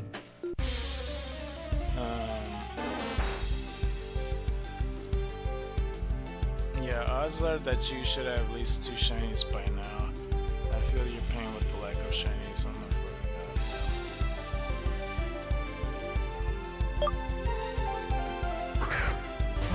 It's just like, I don't know, it's cause like this gym just gives me my doubts, cause like most gyms, I ran out of moves. Most gyms, they don't have encounters within them.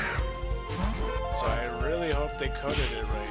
But like, there's also the contrary where it's like, well, you have phantoms that can drop elder updates. Like I got an elder update from this gym. So like if that's possible, then there is like Chancellix with other stuff. Crystal. Oh yeah, true. Well, that's 5. Is there like one more?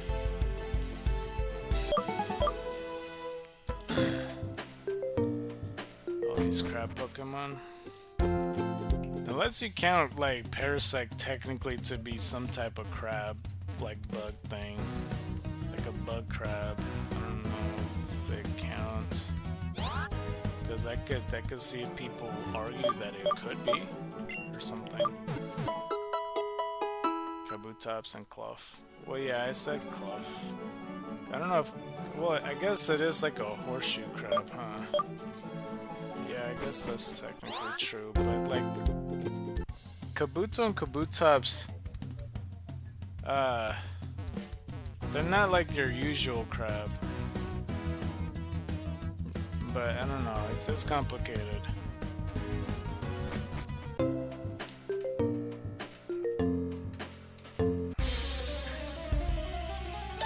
Oh yeah, Clauncher, duh. Fucking, there's Clauncher right there. Yeah, we could easily use that. I don't know, for Kabuto, like a prehistoric crab like that, and I know horseshoe crabs like exist, like now, like, you know, but like I kinda see crabs and lobsters in the same limelight, you know? So yeah, that's 6 crab Pokemon. I don't think I have one, yeah, I don't even think I have 1 crab Pokemon right now, but that'd be interesting. I'm sure there's a cat category and a dog category if they have crab. Maybe a duck category. I don't know if there's enough ducks though.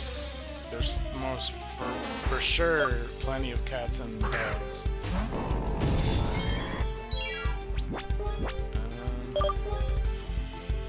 I got some missing. Stop missing.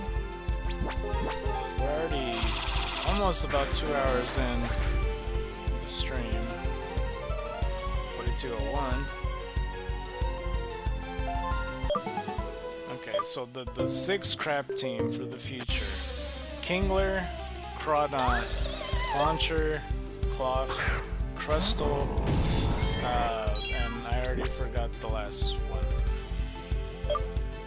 But yeah, I still think that like Parasect would be a bigger argument than over Kabuto and Kabutops, because yeah, they're horseshoe crabs by definition. But I don't know, there's something about Kabuto and Kabutops. Like when you look at Kabutops, you don't think, oh, that's a crab. You just think, oh, that's something prehistoric or some shit. There's obviously type categories. Well, yeah, I already mentioned that before, yeah. Is there a sound type category? Because I know sound type isn't a thing, but like, is there like a category like, oh, if there was a sound type, these are the sound type mods or something? 202. Keep in mind, when people run these teams, they typically have good IVs, moves, abilities, etc. Yeah, that's true. I mean, regardless, I'm not ready for no crap team yet. I would have to consider as well, like, what would be, like, my bona fide, you know, like, all of them has to be set with something, because, like, half of them are, like, water types already, and then there's Bug Rock, and then there's the, Clofus is rock type, right? I don't remember. And then whichever else crab that I keep forgetting at the moment. Like, there has to be some Pokemon dedicated to covering other types to deal with. Kingler, Crawdon, Clauncher, Cloth, Crustle. I'm thinking Parasite, I don't know why.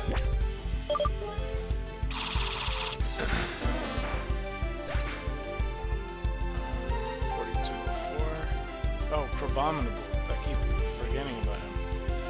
Monogen is another for each gen.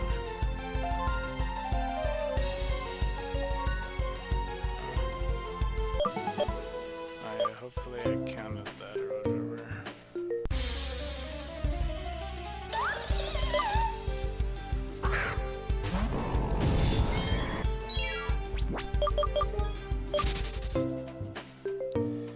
Okay.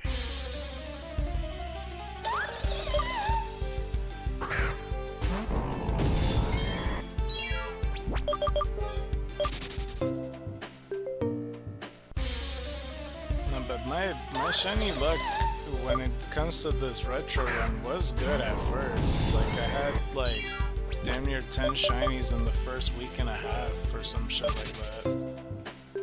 It was pretty decent, so I guess all my shiny luck was used up or something.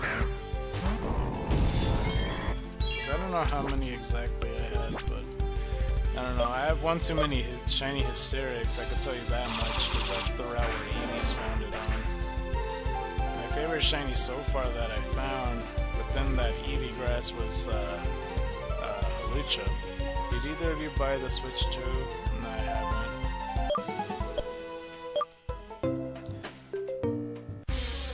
I think Fo might have, or I don't remember.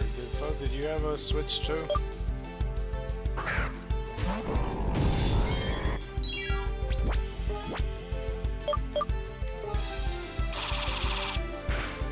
Sorry, just drinking some. And I finished it, unfortunately. Nope, can get one where I live at the moment. Okay.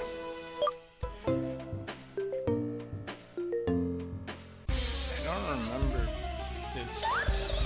Do you know of Donkey Kong Bonanza, like the newer Donkey Kong game? Is that for the Switch 1 or is it exclusively for Switch 2? Because I don't remember for the life of me. Because my family relative was talking about playing it. And you know, he said that I could play it at some point. So I'm not sure. Okay. I did get the Switch edition of CA though. New Dika game is Switch 2 game. To be honest, it isn't worth it at all. The egregious cost and Nintendo having a kill switch that they can use anytime if they want.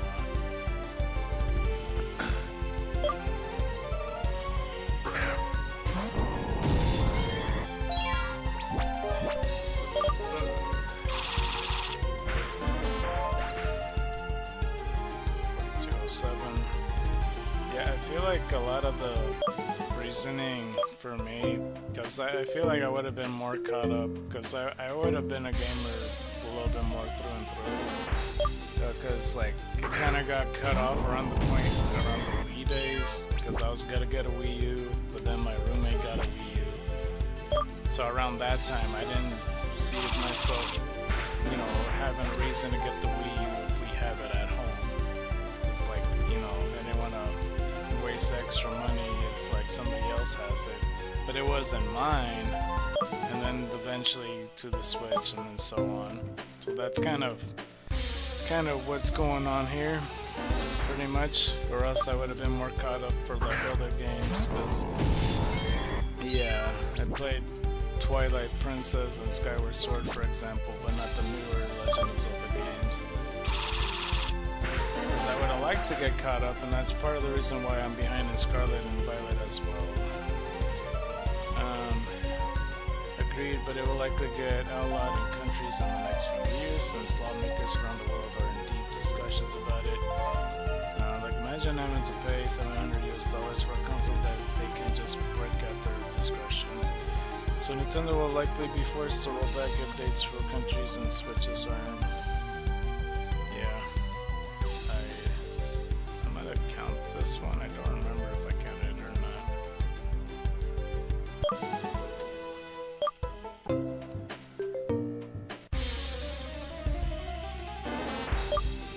But yeah, it's just like, that's kind of the reason why I'm behind in a lot of the games. It took me a long time to finish Sword and Shield.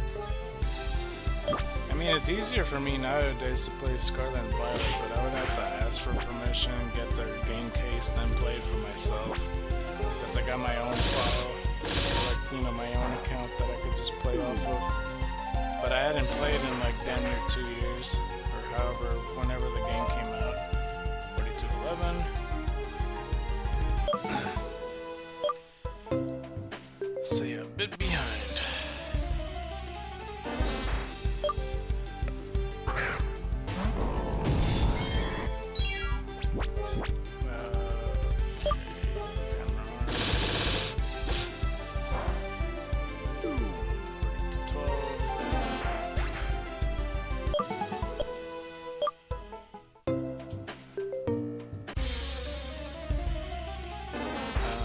Switch one, I'm trying to sell it. I have like 3,000 hours worth of shiny legendaries on there, as well as like 80-ish shiny alphas from Legends Arceus.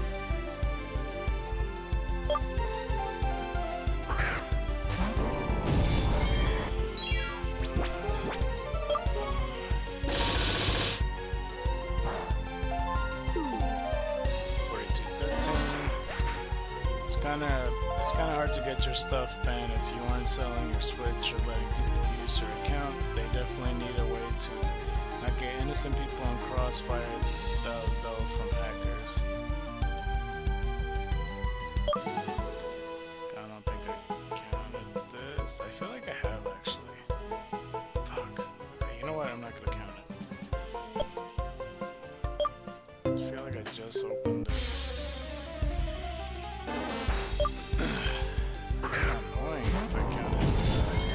Short-term ass memory every now and then.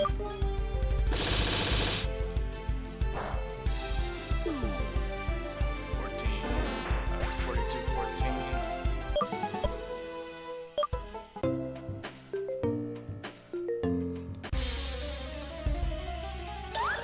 Before you sell the Switch for good, make sure your factory reset to factory reset it so no one is accessing anything with your info.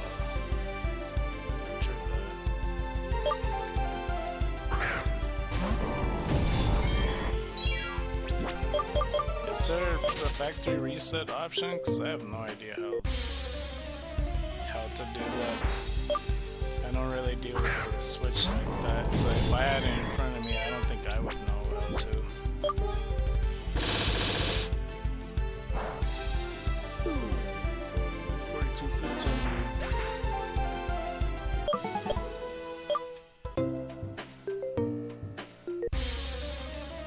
Factory resets in the settings. Does it say factory reset or is it like worded differently?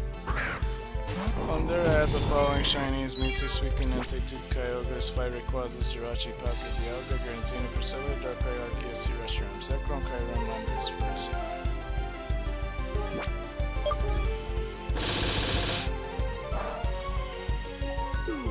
4216.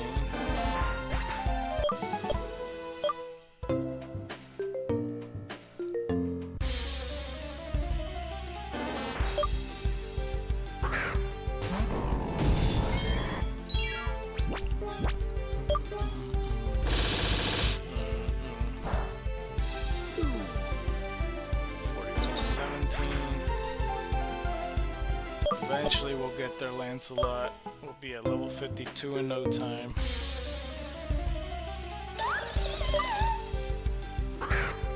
I'm not in any rush though, I guess. It still pisses me off that the places that are constructing nearby, I'm like waiting to apply there.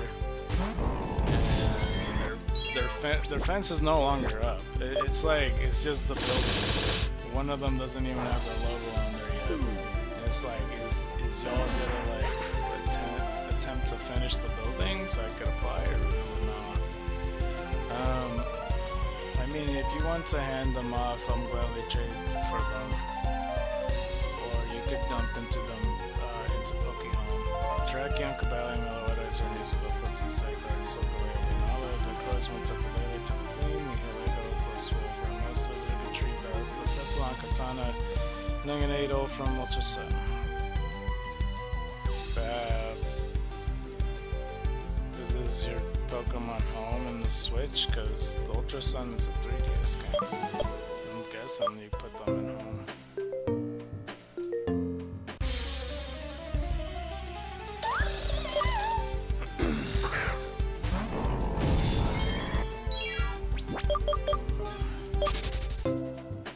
It's more likely the case.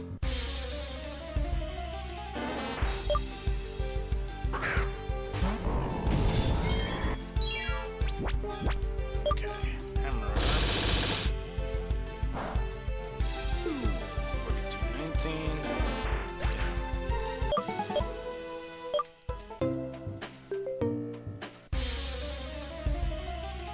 I might have my 2DS to send it up. Okay.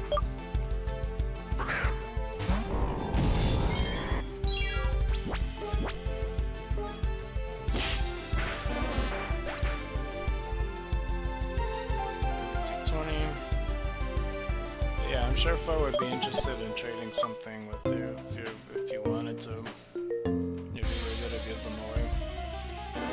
Or like, you know, end up selling your Switch or whatnot. Because he occasionally shiny hints too.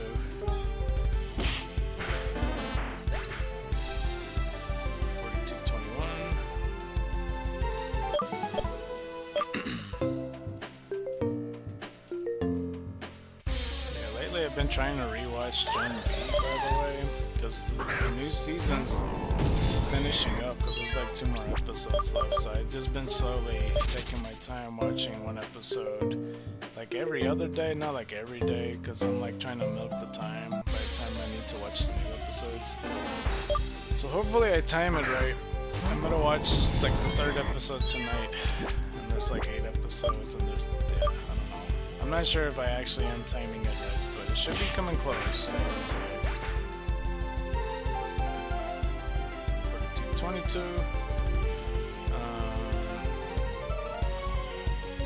Let's see. I plan to change my Nintendo email account to the buyers in front of them, should they be interested. Do you have them in Home at the moment? You get a box for free if you want to have them in one spot for a while.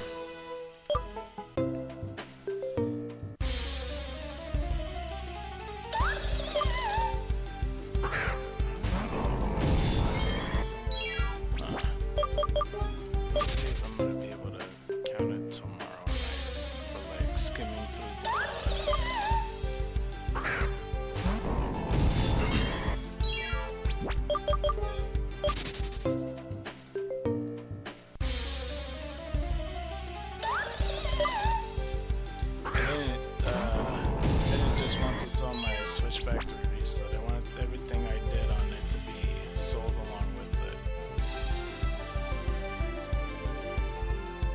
So is it like extra price because of the shinies involved? Like how much were you planning to sell the Switch that has like these shinies?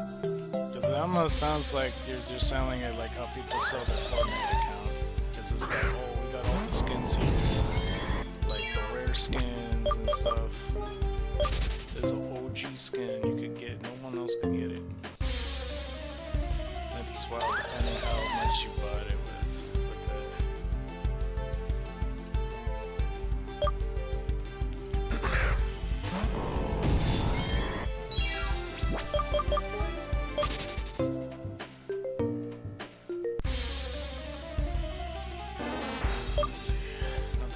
oddish.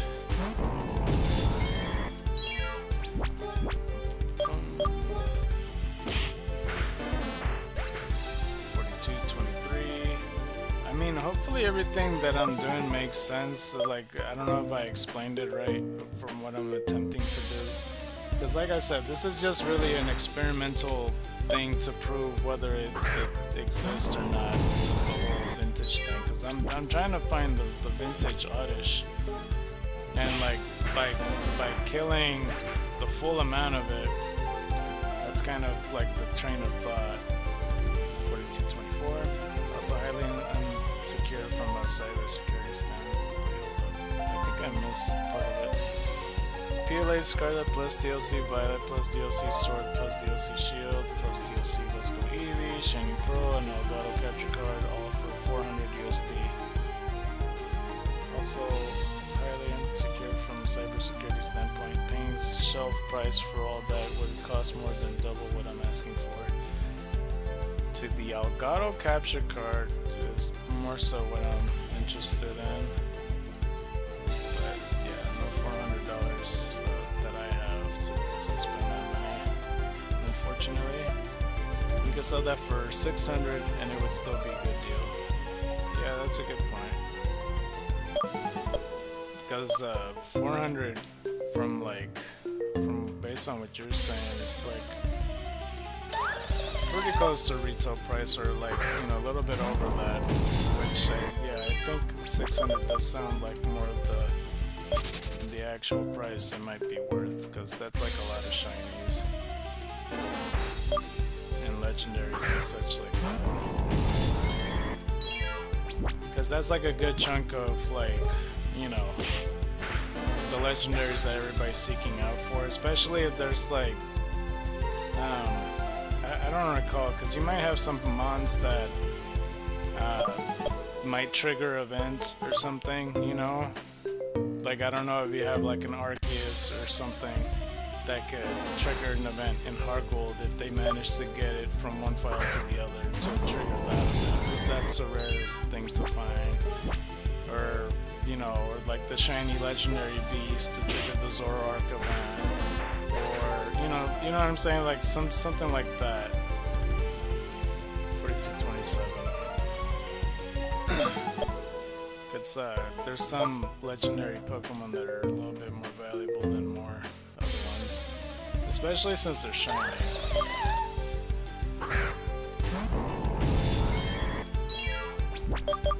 And I'm guessing the Elgato is like 2 years old or something like that. I don't even know. I mean, Nintendo raised the Switch One price to like $350, didn't they? I mean, my rough estimate is like $330 or something. That's like off the top of my head. I don't know that for a fact though. 4228. Oh no, my shiny Arceus came from Shiny Pro. Not sure, I'm just strictly talking original Switch price and game along with my DLC. Yeah, because I don't know if like there's any other like legendaries that trigger events in games, so I'm not sure. HD 60X.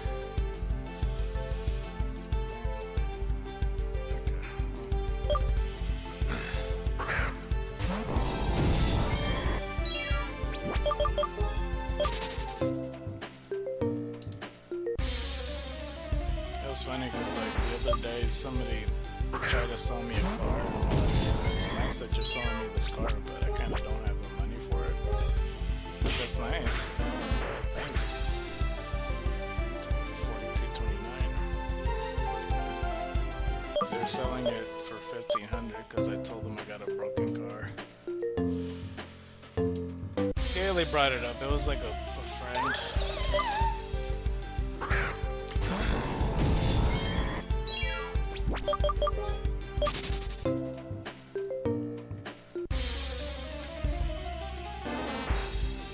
I'll think more on it. Yeah, I mean, I don't know. It's just like I said with the event potential from some of the legendaries that you got. Because I don't know if it's just mostly post 7th gen or something like that. Because like I think from if you got anything before 6th gen, it's more likely a legendary Pokemon that people are seeking out for. As an example. Or like, you know, Melton and Melmetal, for example, people seek out for that too. Or even the Mew that you find in the Pokeball in Let's Go Pikachu and Let's Go Eevee. Like, that's more valuable because the Pokeballs, it's only like a one-time thing that you get to use the Mew. And people sell them online, not realizing that that Mew's used up already. So it's just a Pokeball at that point, it's just the accessory. So that's another option, because I don't remember every event at the top of my head, but that's just an example. I don't know why you are selling your Switch, but I hope it's for a good reason at the very least, especially since you stole Shiny Hunt. It makes sense to at least keep your account. Yeah, or like at least send your Shiny Mons in a different, yeah, like in home again or something. It's a good enough reason for me personally. Hatred towards a greedy corporation. Let's see.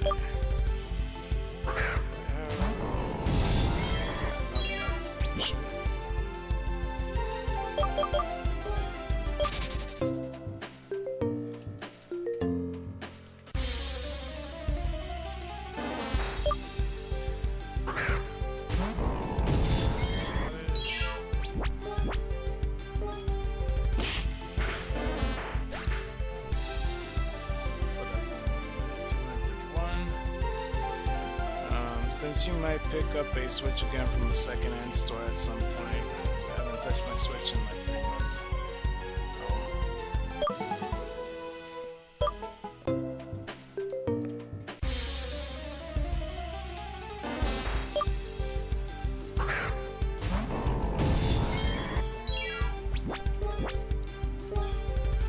Body slam. 42, 32.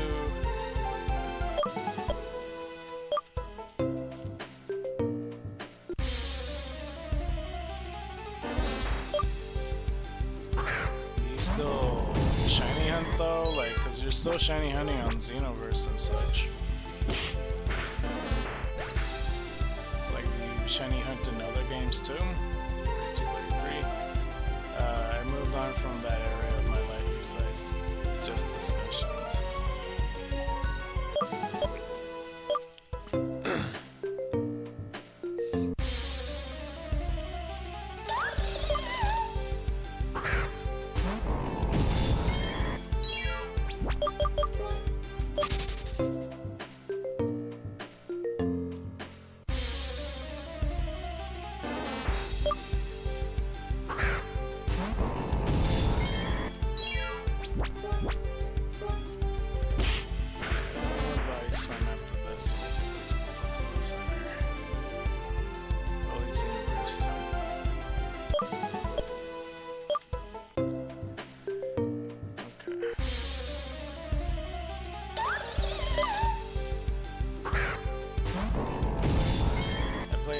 On my PC, Persona, Minecraft, you name it, plus a job. Okay.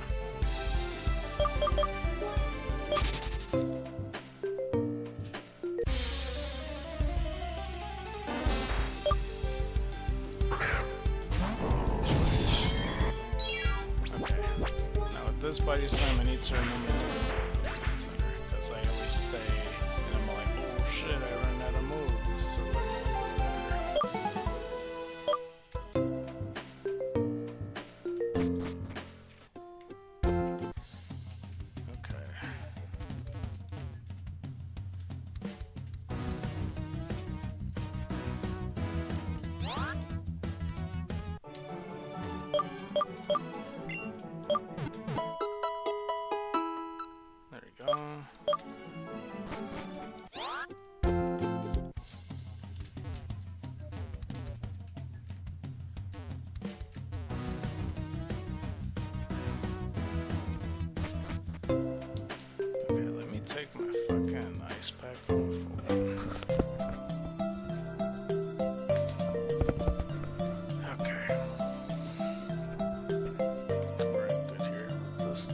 guys put? Let's see. Me too, fam. I'm just saying you might regret it. Cool if you don't. Also, at least get a good deal if you are going to sell something.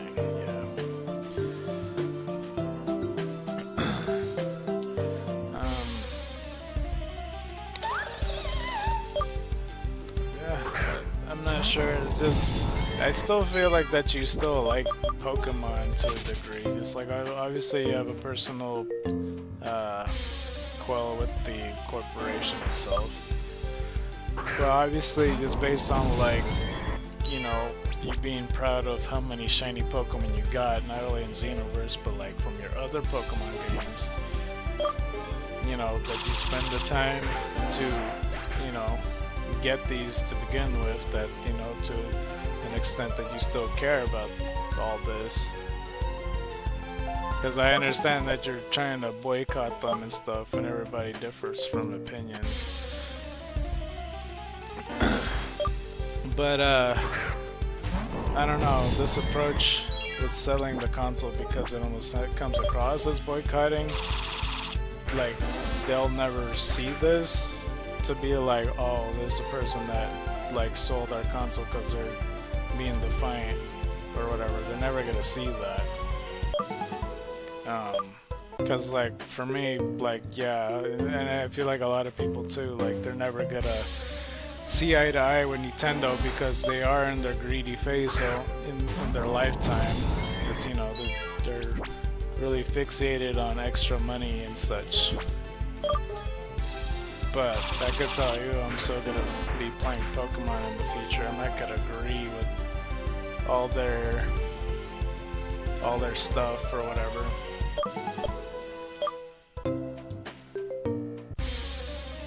Let's see. Grudge against the mainline series of lack of innovation, bullying other indie devs for trying to do what they can. Yeah, but telling me all this when they don't, they won't hear that, won't get you anywhere. At the end of the day, it's just politics. We all gotta have different opinions. 4239. They are definitely in a phase where they adapt or sink. Yeah. Because, like, everybody knows this. Like, yeah, they're definitely in their greedy phase and stuff where they're trying to get the most out of their money. And it doesn't help that, like, with the whole, extra costs and what's going on in the world and such. But, I don't know. This approach, like, you'll never catch me selling my stuff that I work hard for all this time. I'll give that away, whatever. I know it's not a boycott against them. I know it won't work. It's more of a mean to release me. It's just like, I don't know, I just feel like you spend a lot of time collecting all these shinies and you work really hard on them, but giving them away is a lot, in my opinion. Because all the stuff that you named, I can't even remember how many legendaries you named. That's like a lot, to the point where folks like, oh, if you don't want them, I'll take some of them or whatever. Means that you have something that's like valuable, and obviously you value those, even though you don't need to do it against Nintendo, just do it for yourself. Don't see it as releasing me, because if you're still gonna end up playing Pokemon Xenoverse and still be collecting shinies, you're still playing a Pokemon fan-made game at the end of the day. Or whatever. If this is the game, if Pokemon's something that you like, then there's no reason to go against it, because it's like taking away the art from the artist. Sometimes the artist is a fucking asshole. Let's see. I used to be Wally dependent on my Switch, needed a way to not be, no matter what. I mean, you did say earlier that you have all these other games and a job, and it did seem like you do play a lot on your off time. Because for me, it's hard to like find time. Like, this is my only window for Saturday to play, And all the other days that I only play up to 4 hours anyway. And I can't do this shiny hunt stuff. Like this is the first shiny hunt anything, and this is not even a shiny mon I'm going for.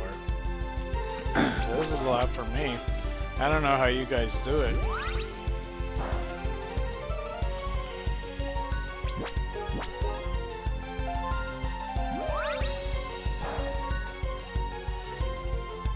Let's see, let's go attack.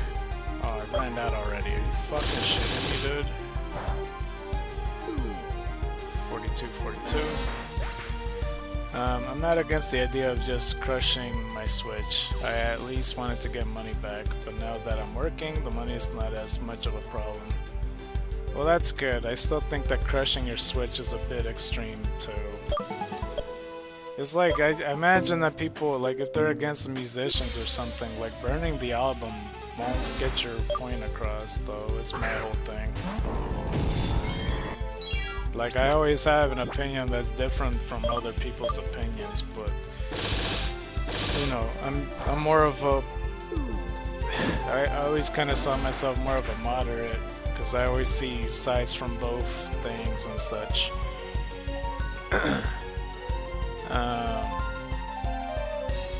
Then you should at least give it to a kid then.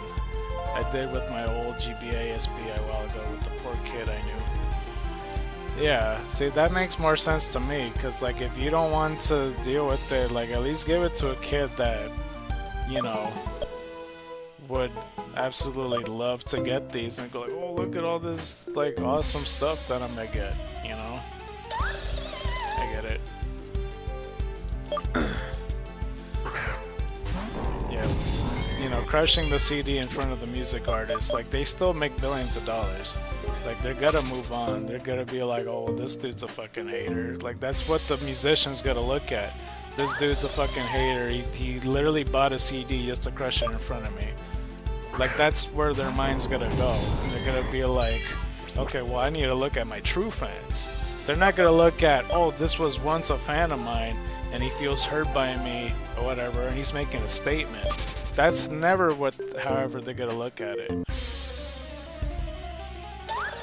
There's a difference on the two, on the whole approach of things. I get it, I got carried away. If possible, you should donate it to a daycare or something.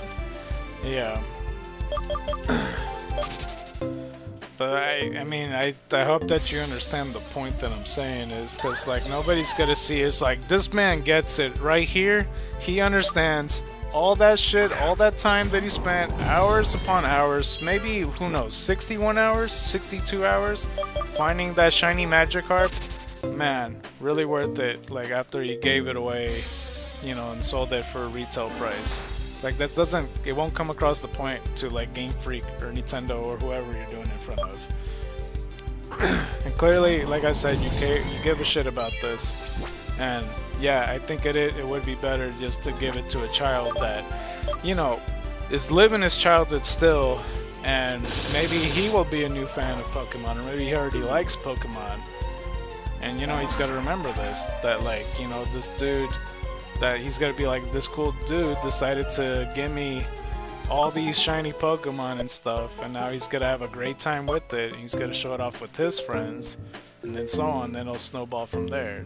You know, at that point in time, he has his good memories and sees this as a positive thing. You know, maybe this kid needs this in his life. And to be fair, this kid won't see it in a corporate view, in a corporate limelight, in those eyes. He's just gotta enjoy his time. Because that's what it is, and that's what it's all about at the end of the day. It's just enjoying your time, and that's pretty much it. Like, again, separate the art from the artist. A lot of the time the artists are assholes and stuff, and like, you know, they always say don't meet your heroes and shit like that. And, you know, it's always kind of a scary thought, because, you know,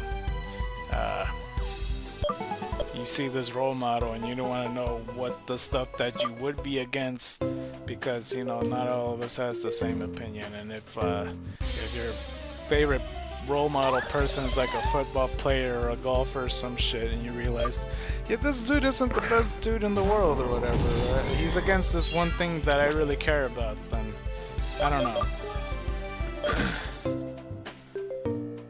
It just kind of breaks the whole thing, I suppose. But yeah.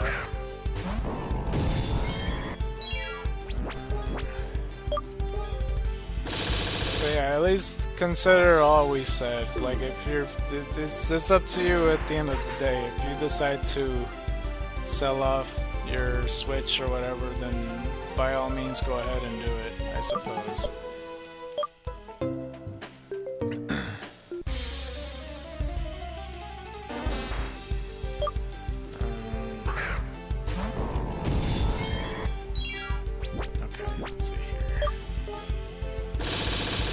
Pretty sure that there's other like game corporations too. Like, I'm sure that like eventually down the line in a couple of years, Minecraft or something will have some controversial thing going on where the creators did something and now people are against them or whatever.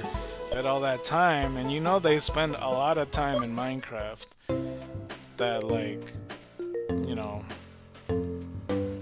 if the roles are reversed and they're doing the same thing you're doing for their Minecraft stuff and destroying their PC, and they spend all that time just to destroy what they used to love or whatever, then yeah, it won't be good. I'm sure there's people that already done that already, like outside of the creator's reasoning or whatever the fuck, I don't know. 47, 48. Bro, I'm already there with Minecraft. Are you? Their updates are so lame, they already tried to kill modding at one point. Yeah.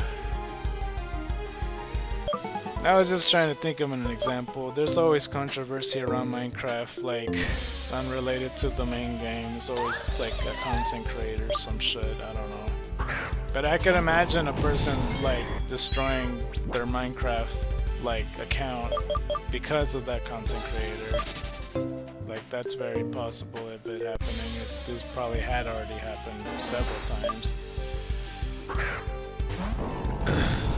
But I don't know. I don't play Minecraft much, so yeah, I'm a super noob when it comes to that. Like, you have to explain everything to me like if I'm fucking 5 whenever I play that game. 42, 49.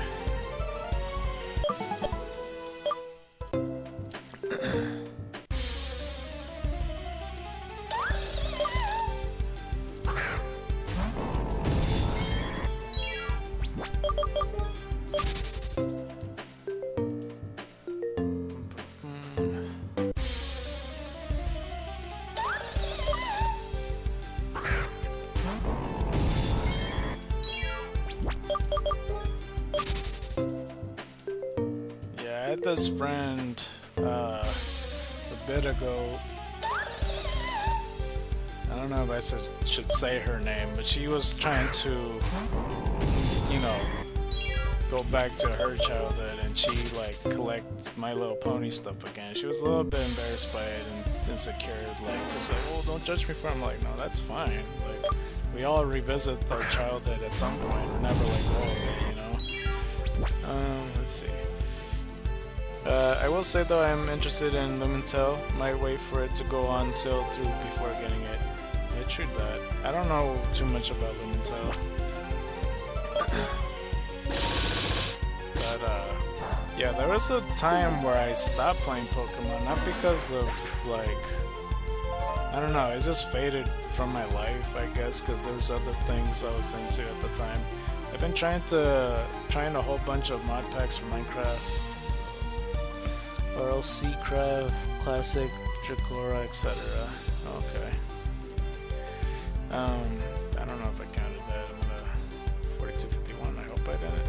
Childhood collection when you have money is super normal. LMAO. I was in Japan for 2 years. I got so much Pokemon stuff since I never got it as a kid. Yeah, true that. Has a release date been announced for Lumentel? I mean, they seem like they're getting pretty close. Because like every now and then in the Discord, they've been introducing new mons. But yeah, like I had that thing too, where like around the Platinum days, that's when I came back. Like I kind of skipped over 3rd gen, but like when Platinum was about to come out, that's when I played Emerald version for the first time. So yeah, it was just one generation, but it's all because of fucking Yu-Gi-Oh! I blame Yu-Gi-Oh! For all this shit, because nobody understood and understands why 3rd gen didn't do fine at the time. Because of course there's still Pokemon fans, but at the time, like Yu-Gi-Oh! Was in Kids WB, and it like kind of dominated the whole thing, and they got all the kids' attention, so they started collecting Yu-Gi-Oh! Cards. Yu-Gi-Oh! Is literally the reason why that part of the era died down a lot. Because I didn't even see the episode where Blaziken was introduced in Johto. Like, that's how bad it was, and I have a pretty decent memory. I know that's not very evident in the streams because I forget whether I counted the fucking oddish or not. But long-term memory I'm pretty good at, I would say.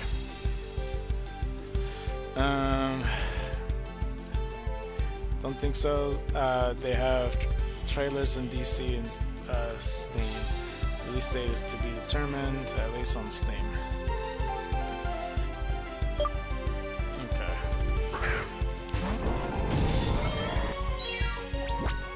I remember seeing the little manual, like the little handbooks, where like you see the characters for Ruby and Sapphire, the main characters. I guess Brandon is his real name. He looked different at first, like in his first design. I remember that so vividly, and thinking like, oh, that's cool and weird at the same time.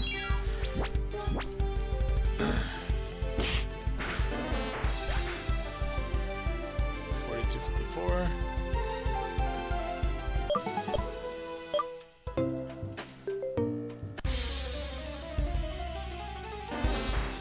I know that's like a couple weeks ago, somebody they didn't fully understand what my goal was with the whole vintage Eevee thing, because they just see the shiny giveaway at the time. Because I still got the shiny giveaway for what it's worth, but like I was pointing out the fact that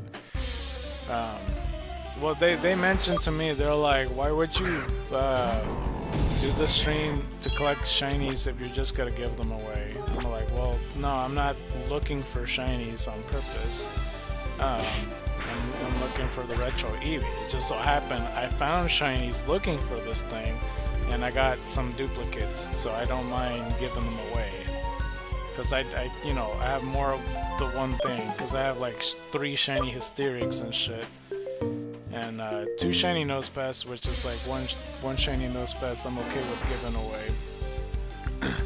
But yeah, if Oppressor, if you want, you could get one of those shiny ones if you like, if you're interested.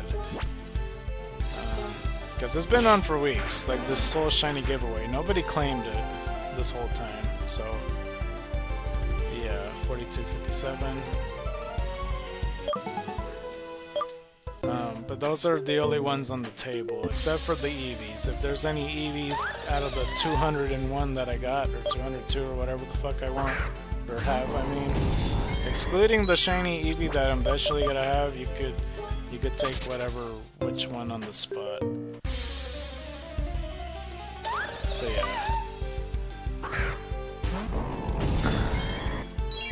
That's the whole thing there. I just realized, isn't it like 5:45 for you, Fo? Holy crap. You've been up all night.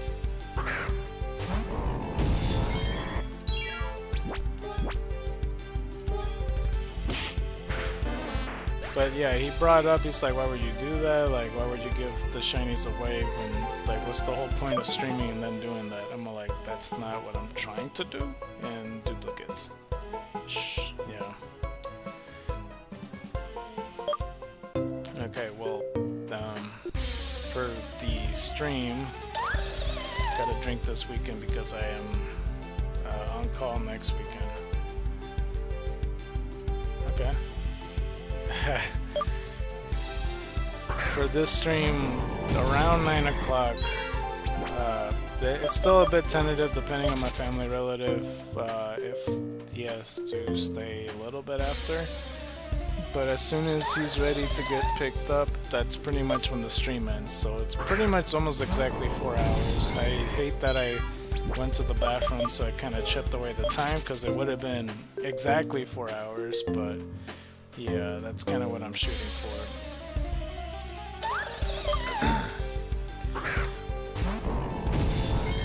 Okay, let me sit down. I was standing for a while. And I need to get back into the groove of like killing these auditors because I've been kind of like lackadaisical this whole fucking time.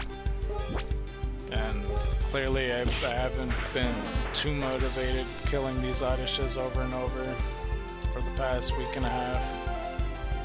But I just need to get this shit out the way, to be honest. Let's see here. Wait, is it just UFO? Wait, hold on.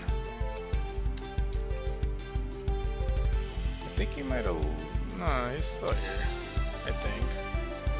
It just says 1. Then again, it said 1 earlier.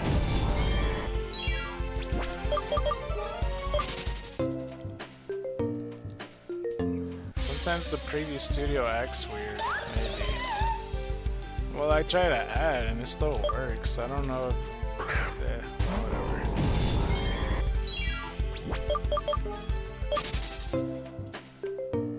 Sometimes the YouTube studios acts fucking weird. Cause it said 3 people at one point and it's just the 2 of y'all.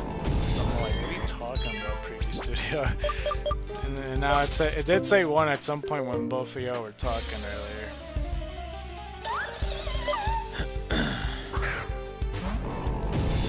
Fuck is the shiny phantom, bruh? Where are you?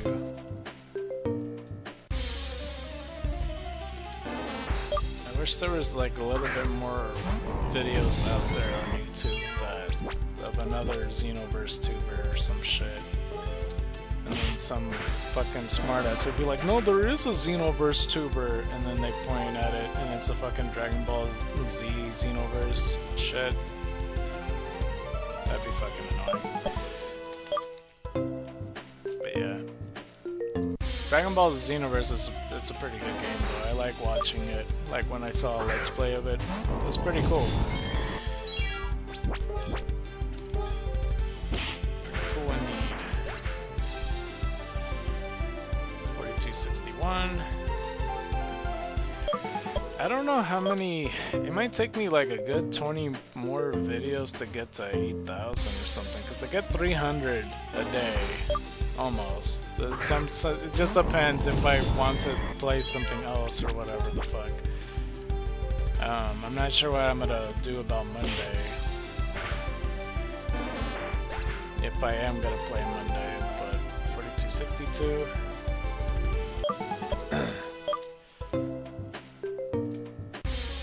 But like, you know, 3 hours a day, doing the math there to get to 8,000, and that's kind of the number. Unless I decide to like wake up early and do like a whole 8-hour stream.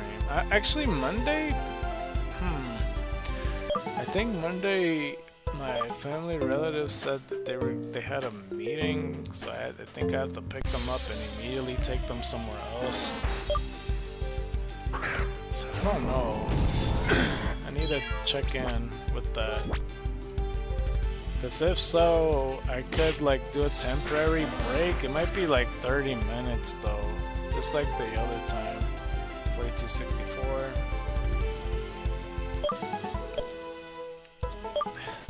That I don't know. But the same shit happened a couple weeks ago too. Where I'm like, well, I don't want to just have like to stream like 1 more hour and then leave. I don't know. I'm just talking out loud. I'm not too sure. 4265.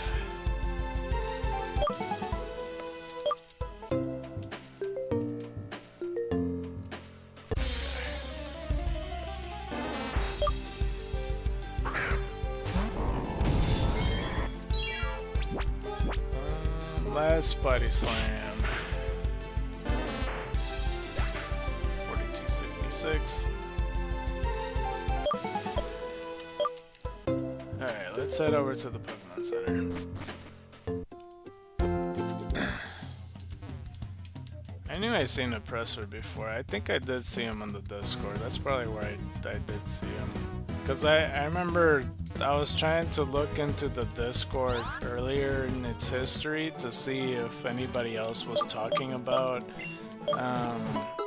like Retromon of any kind, just to see. And I didn't see anything prominent that gives me big clues. It's just like, you know, I don't know, just basic questions. And Cosmic Soul in there somewhere. I think the reason I remember him specifically because of the profile pic, it kind of reminds me of Opera GX. And maybe that's why it kind of triggered something to remember him by, I imagine.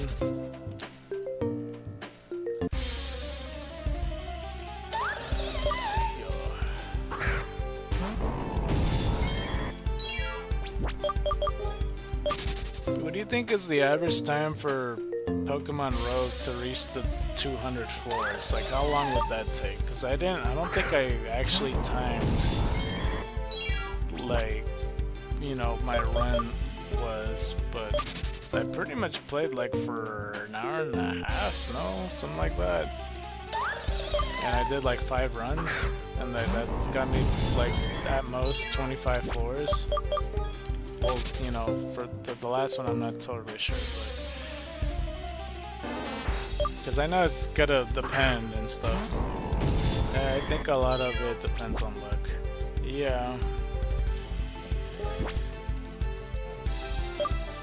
I mean, the roar thing kind of helps out a lot. Roar kind of makes it so like you could bypass it, but you don't get the rewards. 4267. For the legendary Pokemon that you start off with, like you could start it off with, right? And then you could just like sweep the first 20 floors, I imagine, maybe 15. Unless they got a shitty move or something like that.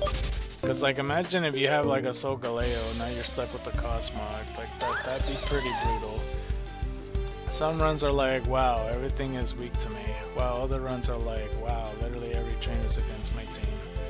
Yeah, I guess that's true. So luck does play a huge factor.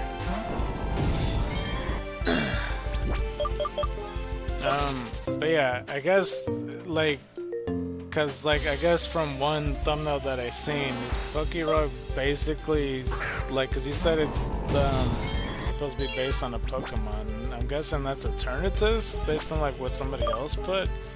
I always saw Eternatus as like purple, not more so blue, because he has a weird color scheme to it. Or whatever. Because I mentioned it before you got to the stream, like from when I was talking out loud. Legendaries are expensive, yes you can sweep, but then you are at the mercy of what you encounter. That's true.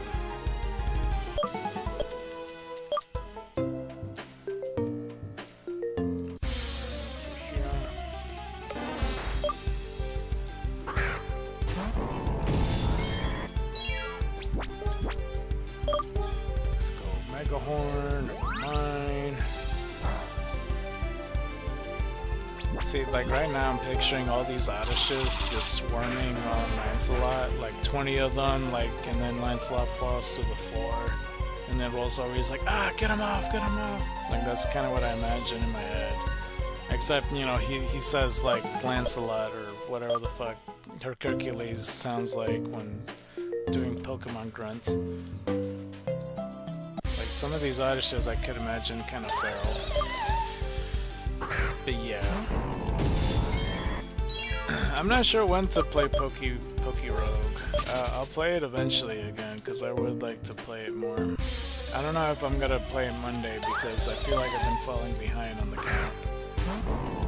I should be more ahead. I honestly should be at the 4,700s if I had played normally. Not because of yesterday, mostly because like Wednesday or whatever day it was, I didn't do a lot of them either. I did like less than 100 or 100 something, I don't remember.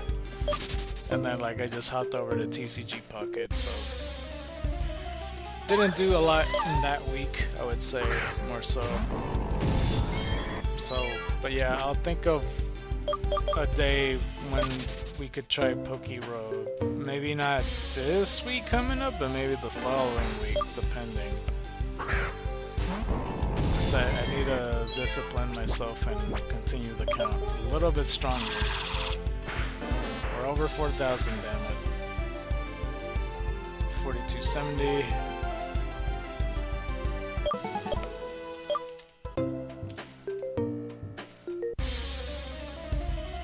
Not that I need discipline, I just, I don't know,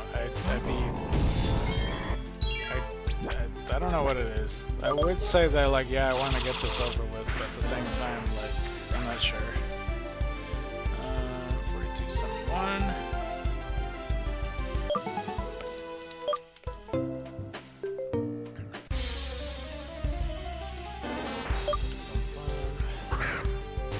Is there a Pokemon in Poke Road that you thought was good at first, and then once you use it, you're like, wow, this actually isn't as good as I thought it'd be, or something? I'm sure somebody always had that as a Pokemon. I know that when I was younger, and I was playing with the family relative, like, we had this Pokemon Crystal run, and my family relative was young at the time, but we, he like picked all the wrong Pokemon that won't do good in Crystal, like Unknown, not knowing the hidden power, and then like Stantler. And he was quite surprised on how shit Stantler was. 4273, because I know he's like okay, I guess, in Coliseum and shit like that, or Gale of Darkness or whatever the fuck. But like, yeah, I don't remember if we recall what the unknown hidden power was, but yeah.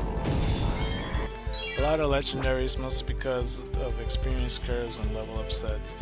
Yeah, I guess that is another factor with the Pokemon, like the experience gainage or whatever, because there's like the slow experience group for like Facitos and shit. That's a huge pain in the ass. What's the most expensive Pokemon, I guess? Because I imagine there's like Mewtwo's like 10 points or some shit. 42, 74.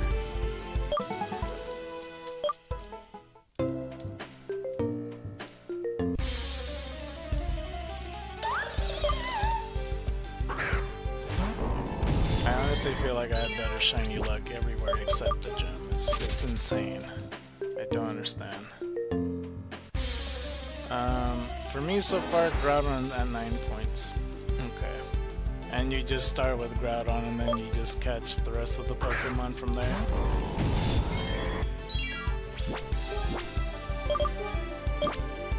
If I were to think, like, without biases aside, because, like, yeah, clearly I would have picked Cyndaquil because Typhlosion is my favorite Pokemon. Like, I don't know what's the complete starter team to be like, okay, this is the starters that got each other back.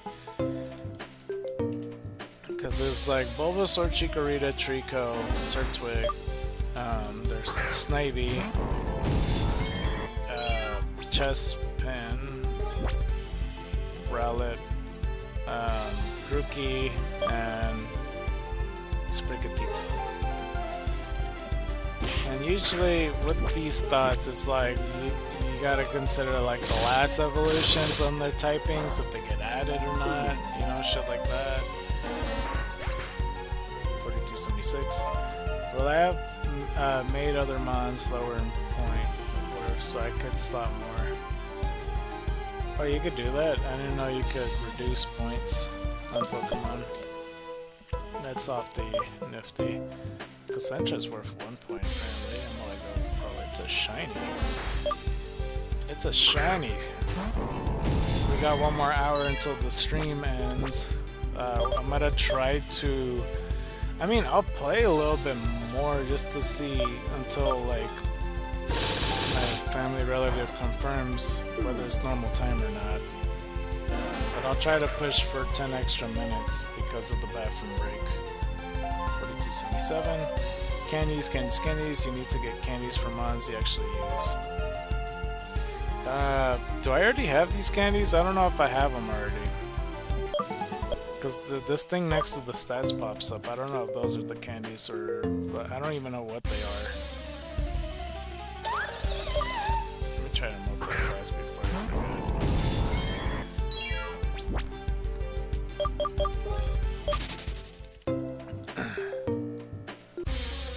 What is that even? Like the thing that pops up next to the stats. Like for example, then it will say +5 or whatever. But then like this little thing that's kind of rounded but not really. It's almost like an object that has like black and yellow, it looks like. Let me text because I forgot to text this a while ago.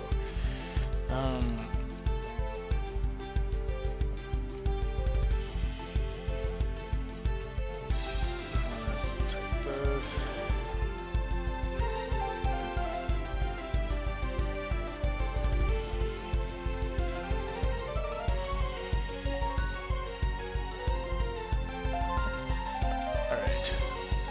What you put, you def have some, you get them on level ups, captures, and net catches. Next time you select mon for the start of run, look at the options for it.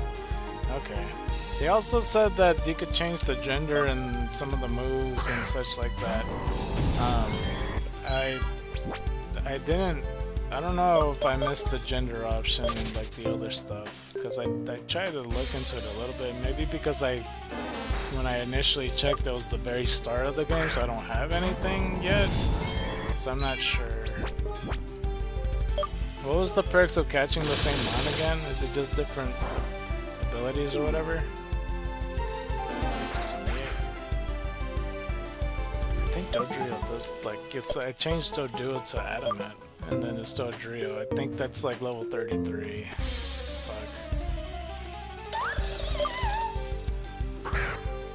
I think it would be interesting in the game. I mean, I don't know.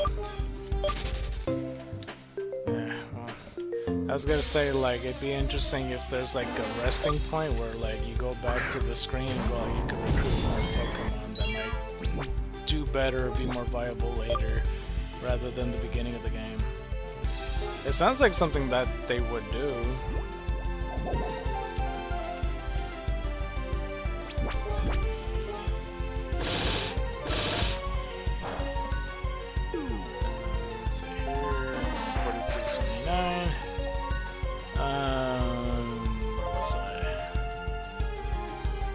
Yep, you need to look on the left to see the button press for it, but you need to have caught the option you want, like natures and gender. Capping mons unlocks abilities, increase IVs, and unlock genders if you don't have them. Okay, yeah, it's probably just because of the early stuff. Okay, let me open Marvel Snap right quick. Yeah, claim the credits before I forget.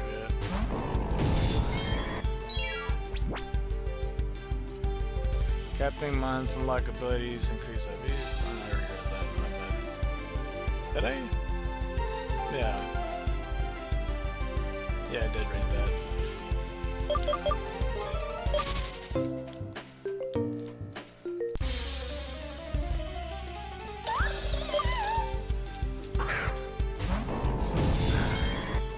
Okay, there we go.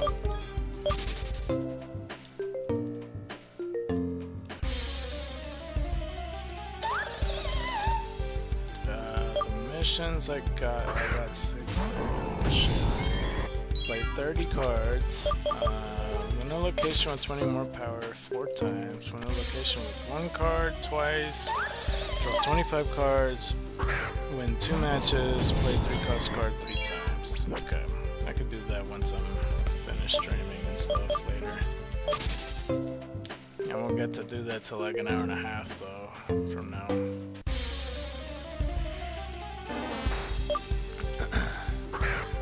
Did you add any other plans on the weekend coming up?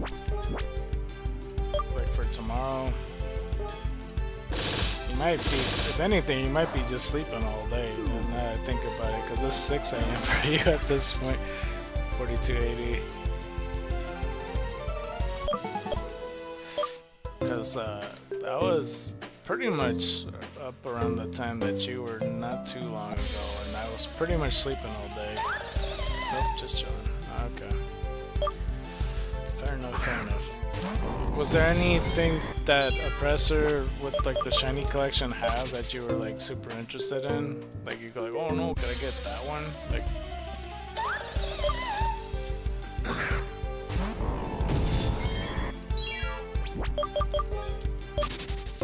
because I kind of zoned out because it was like a lot of Pokemon. I kind of just read it, but like a lot of it didn't register in my head. I just remember Ultra Sun and a lot of Mons that I do recognize in my head. And Ultra Beast.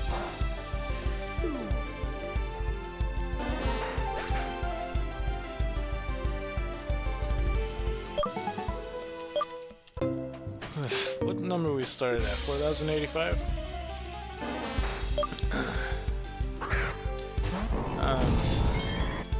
I'll take any legit ones, but I guess Jirachi because that's an event that they hadn't re-released in a minute. Okay, fair enough. So, since we started at 4085, we are almost 200 and so far. Which is not bad for close to 4 hours. We're not gonna hit 300 by an hour. Because it usually takes an hour and a half for that shit. Not like with the shiny Eevee either, but yeah, it's 203. I think at least, I hope at least. I think I can, Alright, let's go fly over.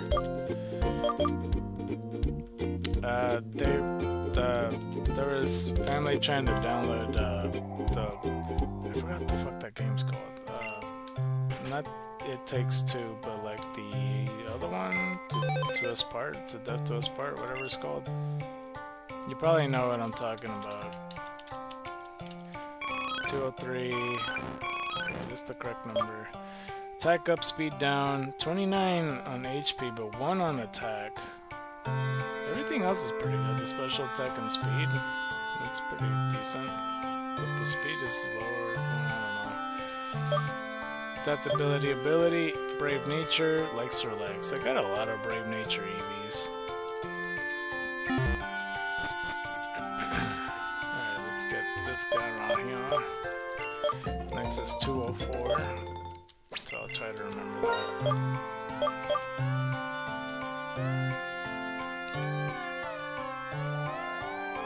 In the beginning of the whole retro hunt, it was a lot slower because I only had like 1 egg at a time.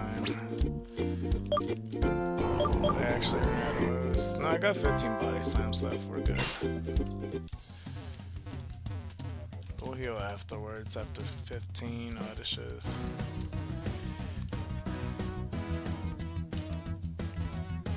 But friendship evolutions and Pokerogue's pretty easy though, yeah, because it's just battle exclusive, I guess.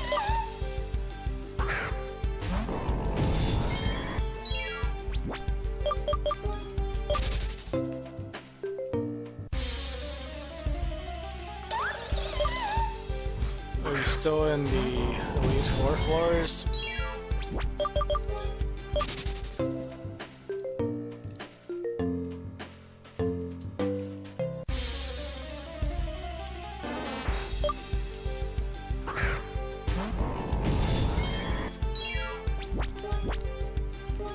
Starting with their 15 body slams. 4283. I'm at 199. Holy shit.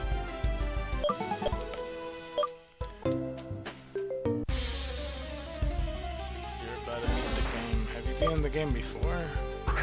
Or do you not consider this beating the game since chapter 200's endless?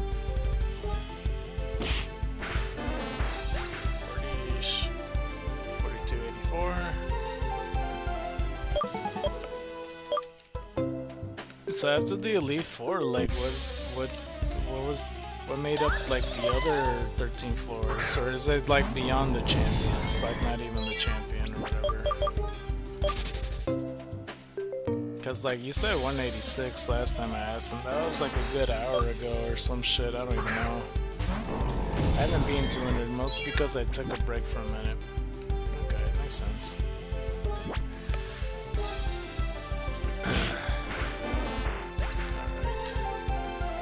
4285. I thought I cropped it correctly when cause like when I look back on the VOD, I still saw like a white section on the top, and I'm like, fuck, I could have cropped that better. Cause sometimes, like, cause I did it based on the OBS, and it looks smaller on my screen, so I could barely tell. It doesn't help that there's like a fucking yellow or red line across, so it kind of blocks the only white part of the page. But it's all good. I might have to consider making a different graphic specifically for Cookie. Let's see. After E4 and 190s, you do one final fight with Eevee at 195, hard F by the way, and then you fight Eternatus in 200. Okay.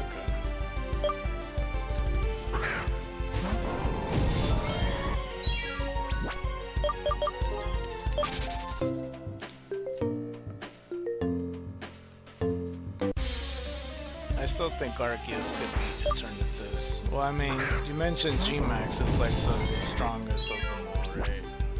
G-Max Eternatus.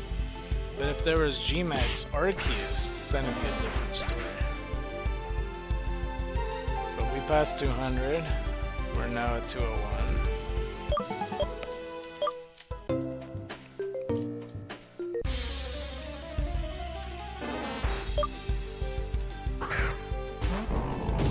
G-Max has the highest BST, yeah.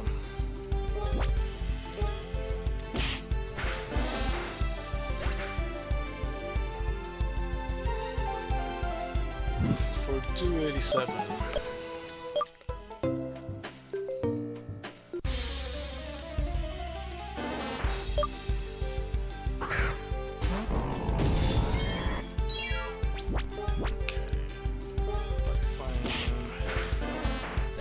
Be a potential chance that it might be the regular time or not. I still don't know. 4288.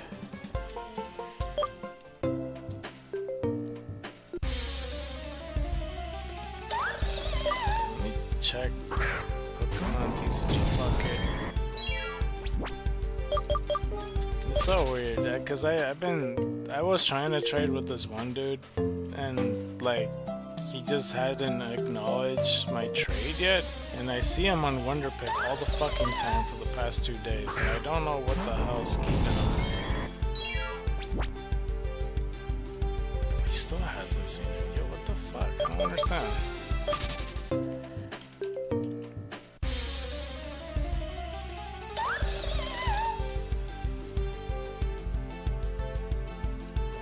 Because there's like 1 day left.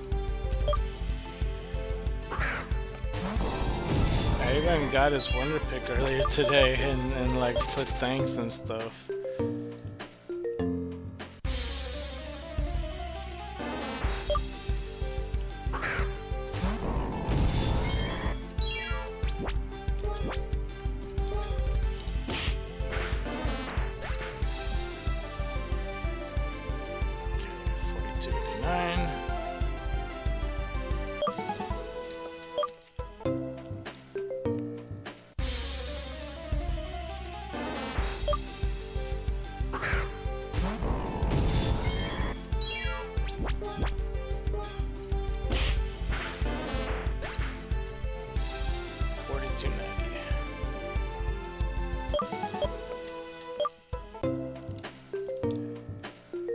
So, back to the grass thing, or like the starter thing.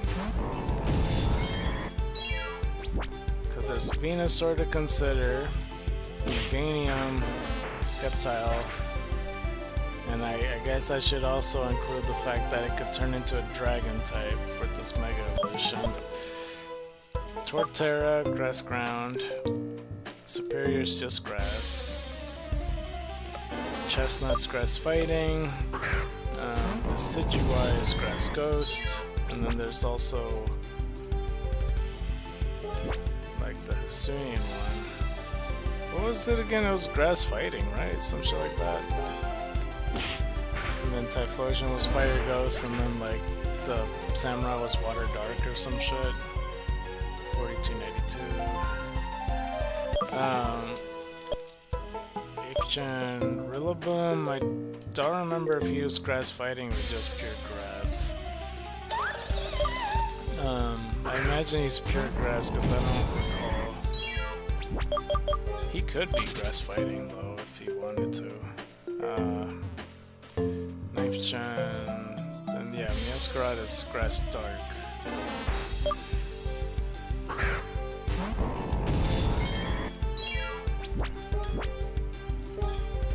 Body Slam.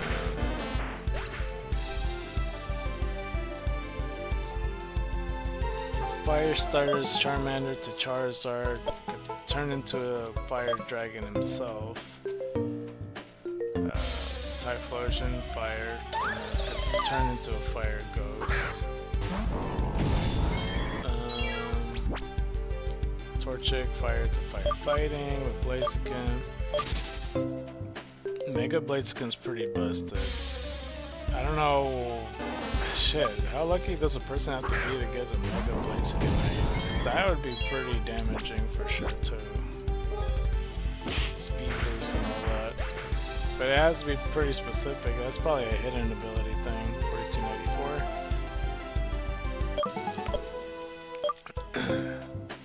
Infernape firefighting, Emboar firefighting with type big and Chinchar and stuff. 6th Gen, Delphox Fire Psychic, Finnegan, Litten to Incineroar, Fire Dark. 4295. Let's see, 8th Gen. Cinder Ace is just fire type, right? Squirtle. It would make sense that Cinder Ace is also firefighting, to be honest, but you know, whatever. We don't need another firefighting type anytime soon. Like this, let's space them apart a bit if we're gonna have another one. I don't even think we're prepared for next generation if there's another firefighting type. Like give it some like a good 100 years at that point. And then Skeletor is just Fire Ghost, right? Some shit like that.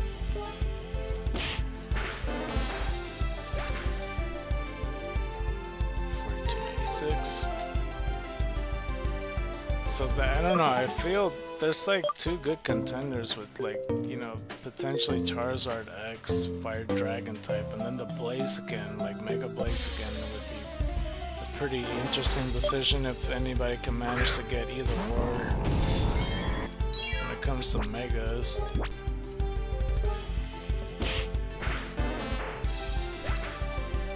$42.87.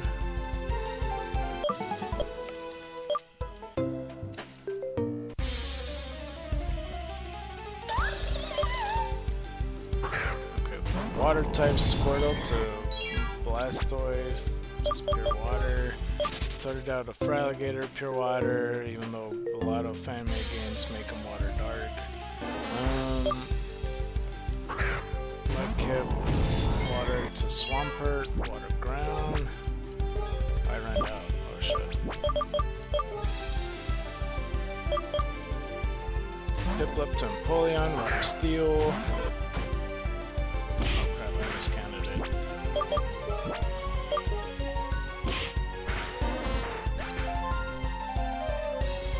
$42.98. Just beat 200. Nice. That took you a minute from like when you mentioned it at first. Okay,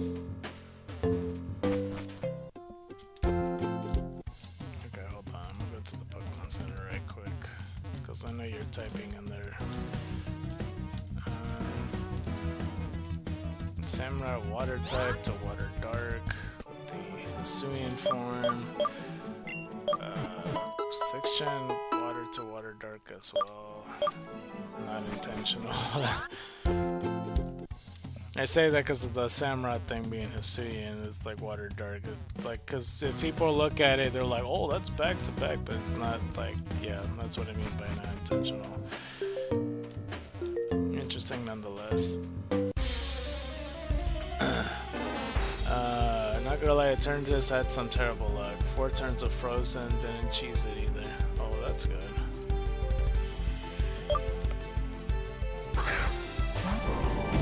7th gen, Poplio to Primarina, Water Fairy type, pretty precious. Oh, that's true, you could do the Dragon Fairy Steel Core, kind of. Dragon Fairy Steel Core is pretty good, but there's no steel types for grass. Unfortunate.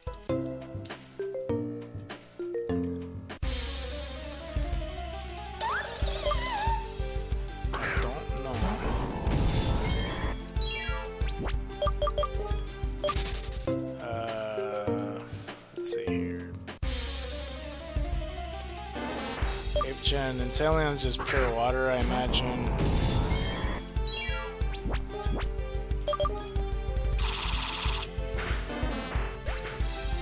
$4,300. I feel like Groudon hard carried in some sections though. I had like 900 attack and defense by the end with them. Holy shit. Well, that's good.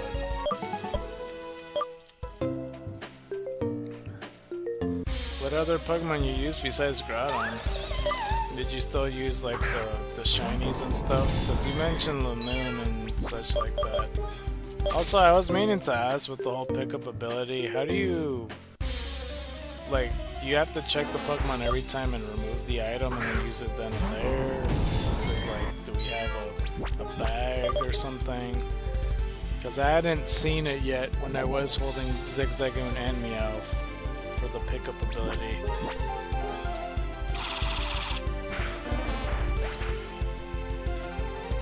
4301.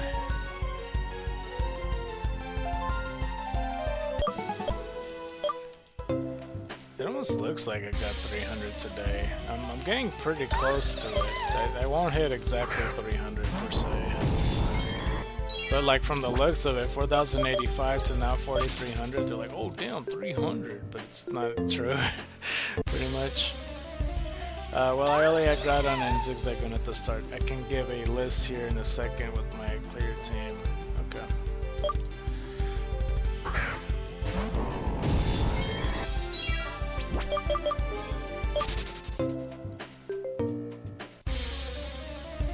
You'll see a message if a mon picked something up at the end of a battle. Oh, okay. So Zigzagoon and Meowth just didn't do shit for like the next couple turns when I got it, because Meowth had pickup 2 at that time.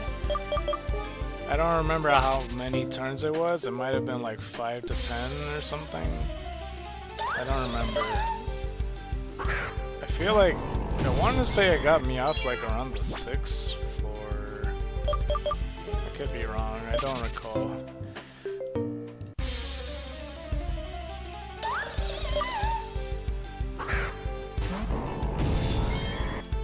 Something like that.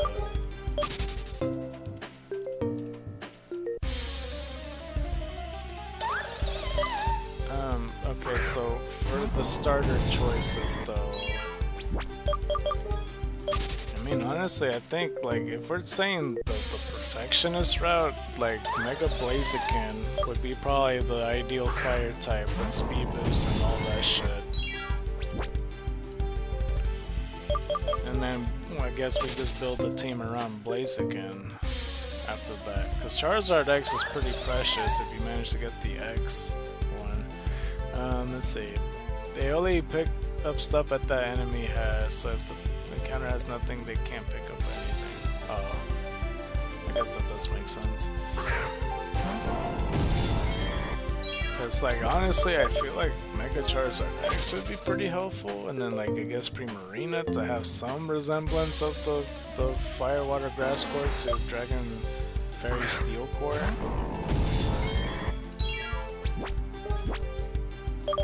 that's a pretty beneficial one, I would say. It resists a lot of types.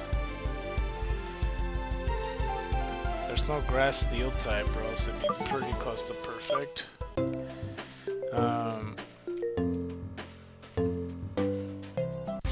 Venusaur would be pretty good, I would say. Vaporeon, Lanoon, Landorus, and Alter Form, Primal Groudon, Mega Gyarados, and Pikachu Libre. I did encounter an event that messed with my party's typings though. It does that? Well, what typings did you change?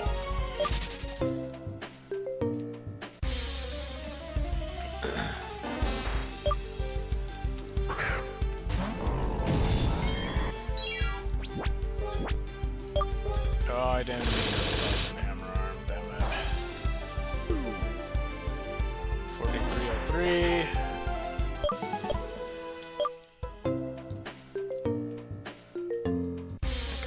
Text message, I just don't know. Okay, looks like it's gonna be normal time.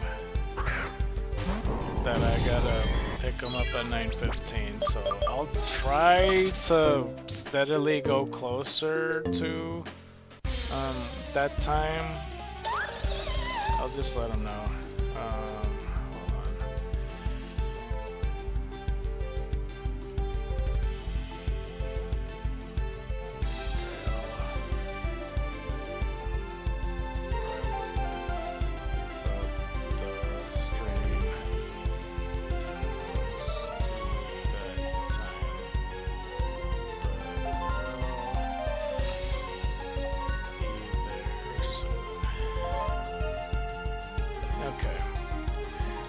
It seems like he's not gonna stay afterwards. So, yeah, this is what I'm talking about, the 4-hour window. This is like the best I could do. Because, you know, obviously at the nighttime people sleep and all that, and me talking, even though I'm not talking loud, like, you know, it's gonna be a whole thing, I guess. Let's see here. Didn't have a choice, by the way. Oh, with the typing? Vaporeon was water ice, Linen was normal electric. Oh, interesting. Groudon was ground grass, Gyarados was water ice. And Pikachu Libre was electric steel. Huh. So I just asked typings? Landorus was normal since I picked it up after the event, so ground flying. Oh. See. Makes sense. Did you notice any of the typings be a hindrance more than a good thing?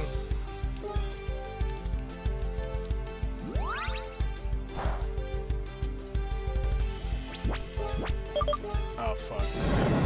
I literally pressed right. What the fuck? 304. Groudon for sure. Yeah, with the ice, I imagine. Well, then again, well, like, I guess, I don't know. Don't you feel like Trout should also weaken ice moves besides water moves? Because it makes sense to me, like, ice won't do well if it's fucking hot out. Like, ice cream and all that shit, they always melt. Because Trout reduces water attacks and shit.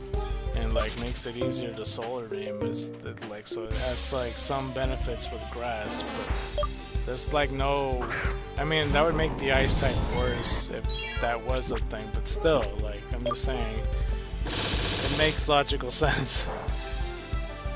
4305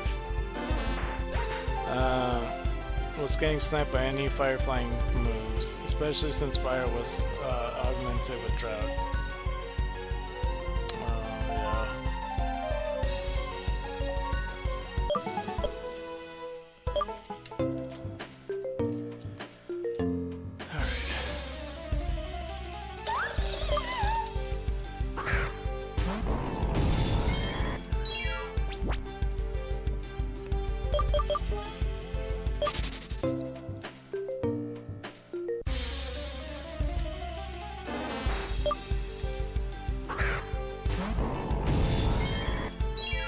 Alright.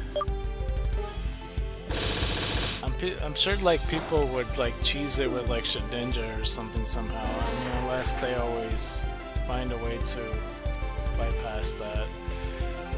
And keep in mind some of the worst mons have Hurricane somehow would keep landing it. Oh shit. I don't remember if I counted it. Fuck.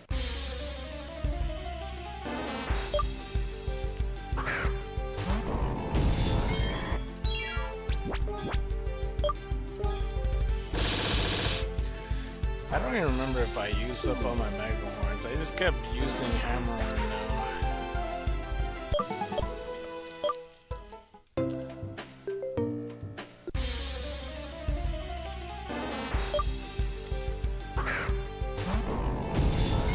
Because there's some ones I was surprised with using, like V and Nuzlocke, that I thought I would never use.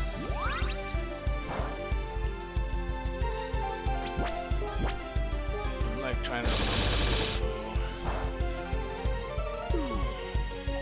4308. Whenever Groudon encountered a physical attacker, though, it was a wall, even to super effective attacks. Yeah, I imagine.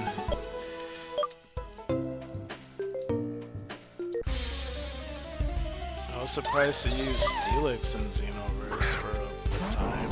Steelix is more helpful than I thought. I mean, that's the whole reason I recruited him to the team, because around the time before the Sound type gym, that's when I brought Steelix, and he pretty much walled the... Well, actually, you don't know that part yet, never mind. Well, there's the Sound type gym, basically. Just know that much. As you could probably guess, because the Sound type's new. But Steelix did really good in that gym, in that period of time. Alright.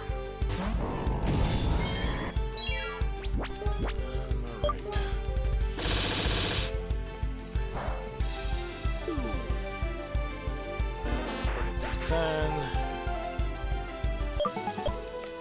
But would you describe it, like, what would you say Eternatus colors are? Because I don't know, because like Pokerogue reminded me of the colors of Colosseum, or so. Because it looks, on the logo it looks blue, but like Eternatus a lot of the time looks like reddish pink to purple to me, in like the colors, like a bluish purple. I never truly got the color down, because I always noticed the majority of the color is red and pink and stuff, like the light. 4311.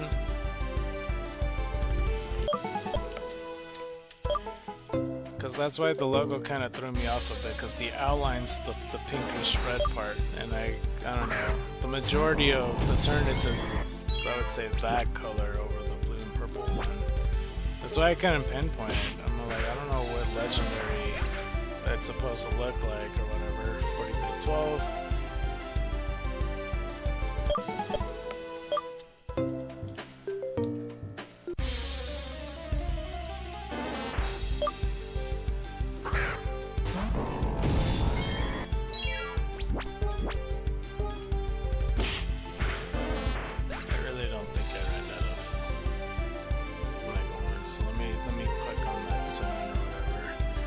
The color scheming is prominent in Sword and Shield with the Dynamax stuff, a sort of red to dark purple range. Yeah, that's what I mean, but like when I looked up the logo in Pokerogue, it looks blue.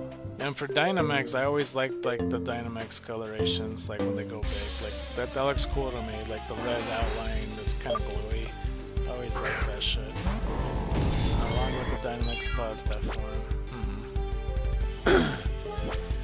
Are Dynamaxing and Gigantamaxing available in Pokerogue? I imagine it is. Or is it depending if you have certain items to do that? I didn't test out Mega Horn, did I? Fucking A. Where is the shinies, dude? Where are they? Phantoms. I know you have them, motherfucker. Take that back. You don't deserve me saying that and get hit. Let's see. Along with the Dynamax clouds that form, G-Maxing is, but you need the Dynamax band. Okay. Do you always have to like grab them again, like for Dynamax bands and Mega Bracelets and shit like that? Cause I got the Mega Bracelet, but I never got the opportunity to use it for obvious reasons. But like, I don't know if we have to find it again or if it stayed. Yup. Okay, I'm imagining that I do have to find it again. Clean slate every time. That's some ass. Well, there goes my plan to get Mega Blaziken and or Mega Charizard X.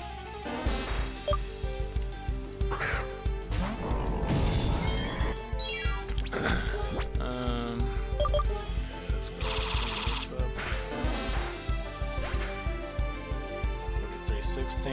Do you this is real life for you. Would you say, well, could you at least find more starter Pokemon throughout? Like, or is that like, you know, kind of considered rare to find, I guess?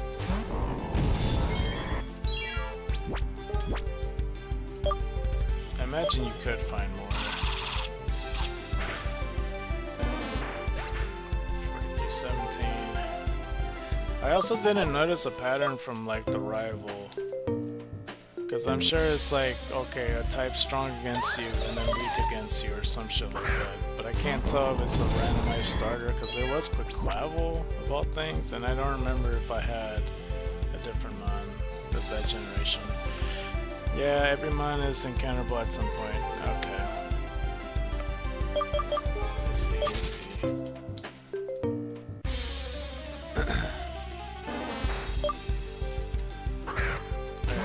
I'll tackle that at some point.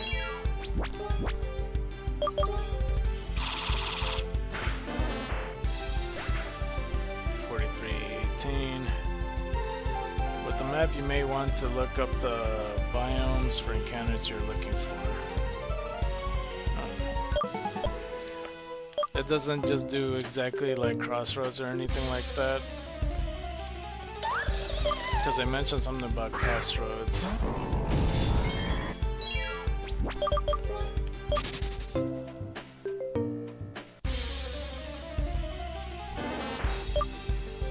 I kind of wondered to myself if, like, the creators of the Pokeroad thing, like, if they, I'm sure they do, but like, if they see something, they're like, holy crap, this person did this, this, and this, and like, unlock all that, and like, they didn't think that was a possibility or something, that they shit themselves.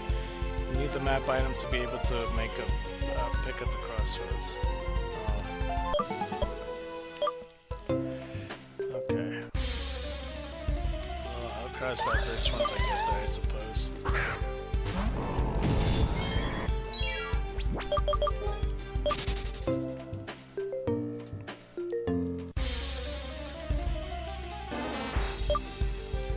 That does sound like me pretty much, where I don't play the game when it was popular at the time and then play it sometime later. That's exactly something that, like, if someone told me that, I'd be like not surprised at all. It's like, yeah, that sounds about right. That would be me. Because it was popular like last year or whatever fucking time it was. But at least 4,000 people still play. Pretty good 4,000. I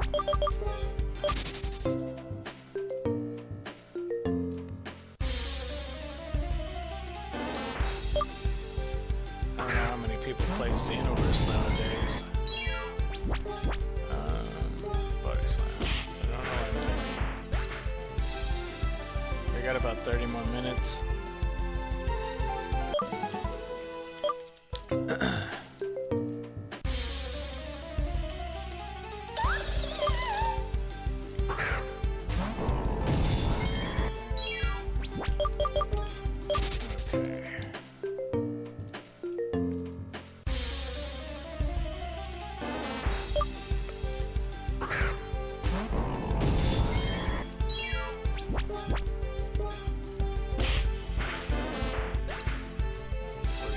2.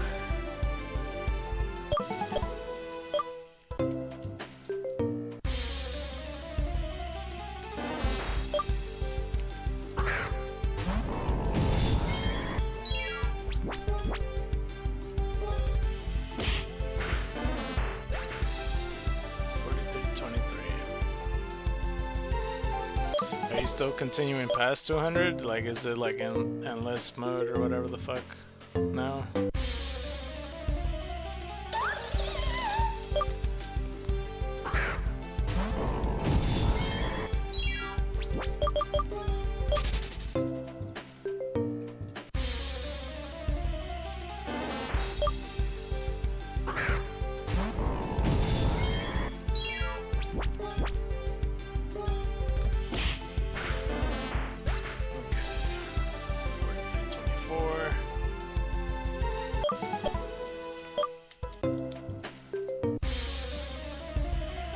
You beat it, but you have to start over to get to past 200. Oh, what the fuck? And he was talking about 1,000 floors earlier. I don't know if it's quite literal endless or whatever. You can also unlock additional challenge modes, I see.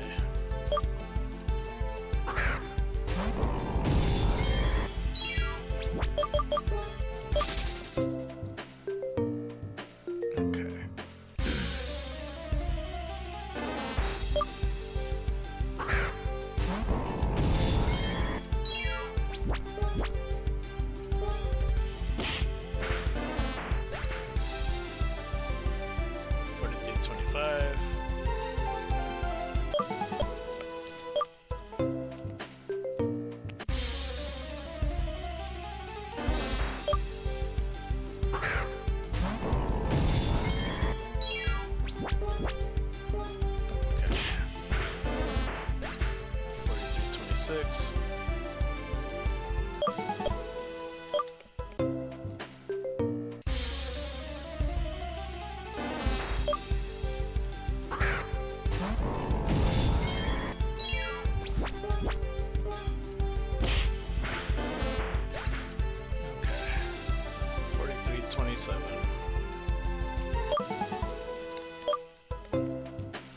It should be fine either way with the whole 10 minutes extra thing because it's only like 5 minutes away.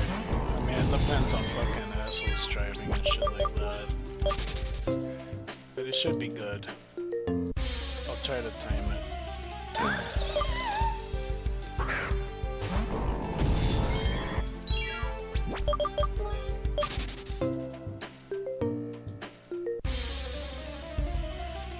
There's a setting in challenge mode to flip stats, so HP to speed, attack with special defense, defense to special attack. That is...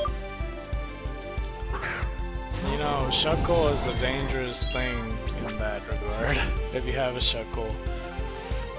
Because he could be like the most offensive and fastest fucking mon if you're gonna do that, because that's a whole strat. 4328 if you have a Shuckle, or like other Pokemon, like I don't even know. I was gonna say Shedinja, but Shedinja wouldn't make sense. It's just health, and then all the other stats are normalized. Wobbuffet and Blissey, potentially just a defensive mon, really. If their stats are swapped, they would be a pretty big menace, but I think Shuckle would be the biggest component for sure. Since both the defenses is outrageous.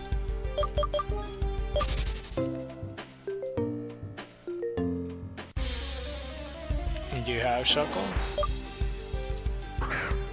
Or like a Pokemon?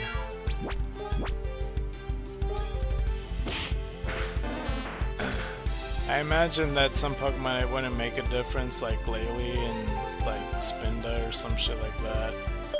That all their stats are even. Like Type Null, I think, has even stats.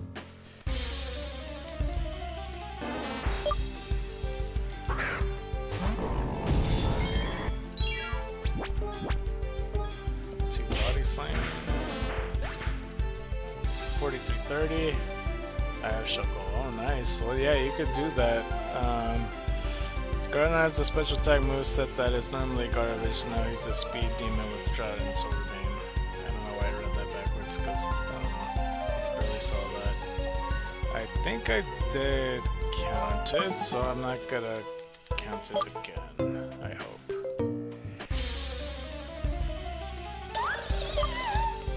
So yeah, if you were to do this challenge, for sure, Shuckle is probably gonna be your MVP on this, unless it just gets the wrong stat and it does like special defense and health or some shit, and the defenses won't be like dangerous or anything.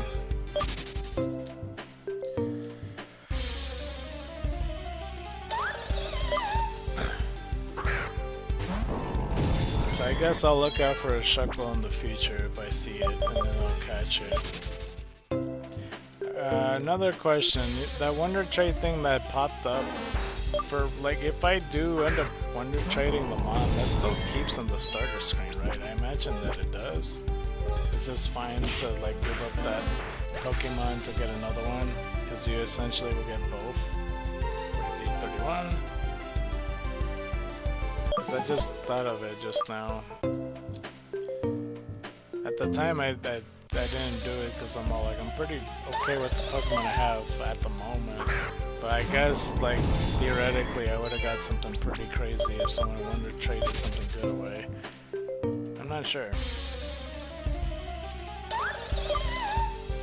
I think I have Squirtle and Pokerogue along with Litten and Rowlet and such. I think you acquired it for the start if you get something good. Okay.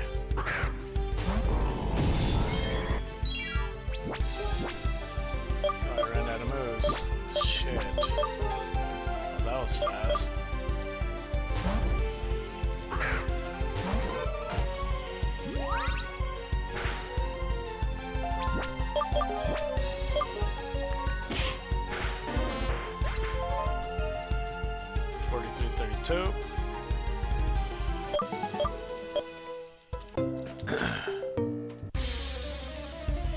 Oh fuck, I didn't go to the Pokemon Center. Shit. Fuck it, earthquake, whatever.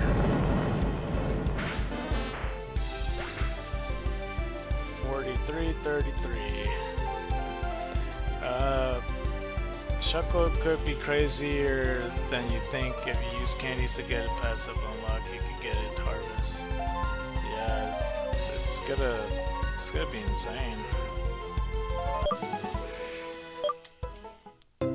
I'm sure there's other Pokemon that would be pretty good, like Wobbuffet would be pretty decent because of its HP and defenses and such. I still think Shuckle would be a little bit more dangerous, because Shuckle's more defensive than Wobbuffet.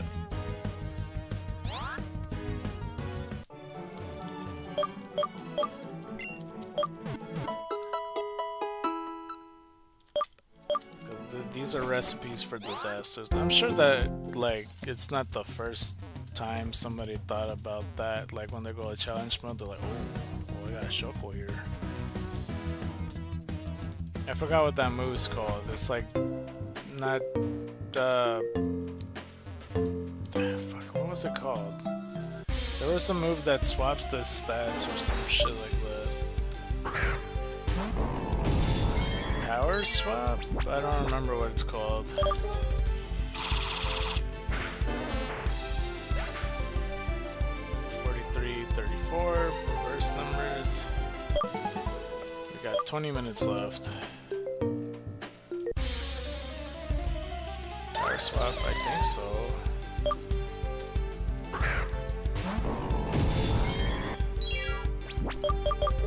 Because I remember in Pokemon Showdown some move, it should be legal because like that shit's crazy.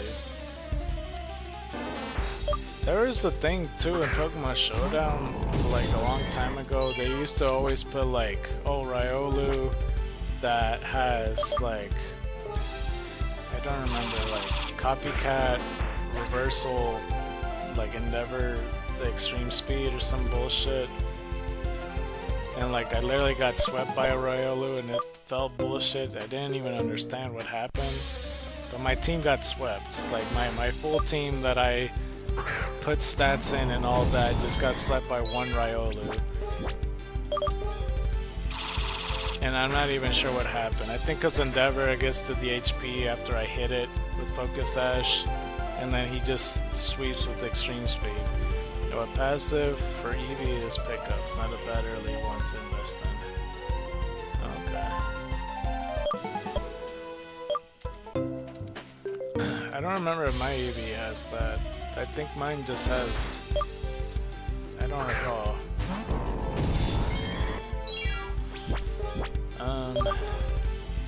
Fuck.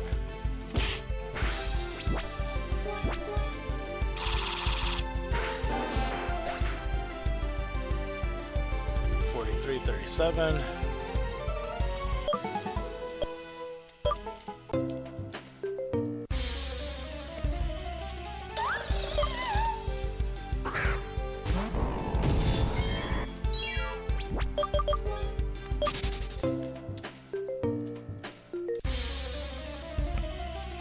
Got like 4 or 6 evolutions to do. I don't know how I'm gonna manage to do the shiny Drakeon thing, or Scaleon. I keep saying Drakeon.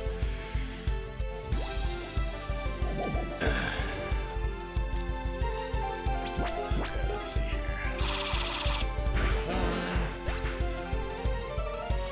43.38.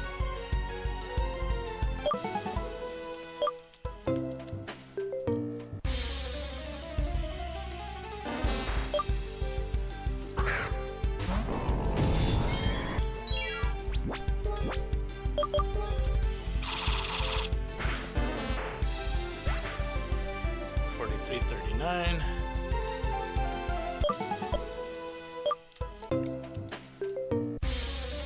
I don't even know what shiny Bandion and Scaleon looks like. I feel like Bandion looks pretty close to the original stuff. It might be like purple or whitish, I don't recall.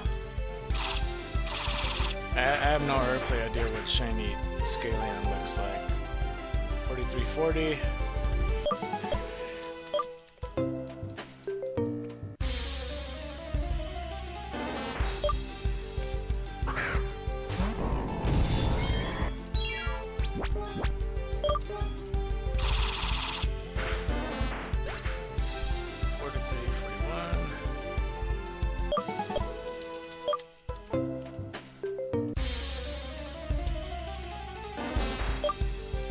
Actually pretty good so far. We're almost at exactly 300. We're just like shy off 40, so that's not bad actually.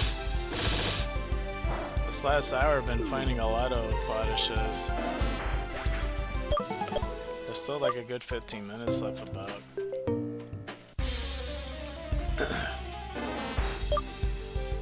I mean, I'm pretty sure I like ran into like 3 or 4 Odysseys in a row too, considering. 43, double numbers.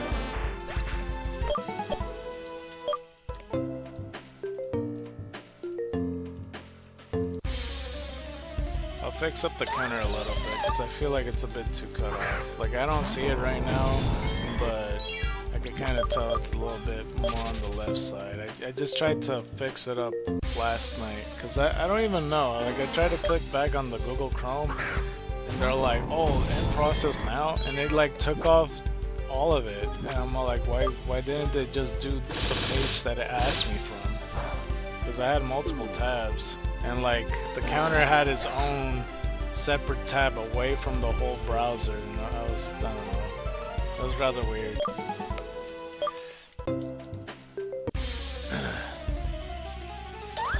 I'll continue the Pikachu short story for like some other time because I was meaning to finish it off, but Oppressor showed up and, you know, derailed the whole conversation of me talking about Pikachu short. But yeah, I'll talk about it some other time.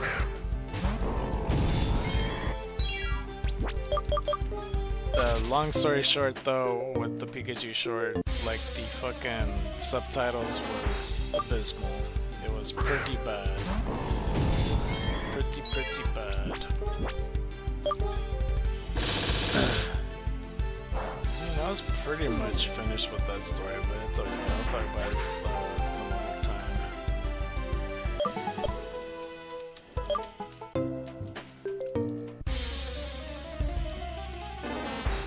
Okay.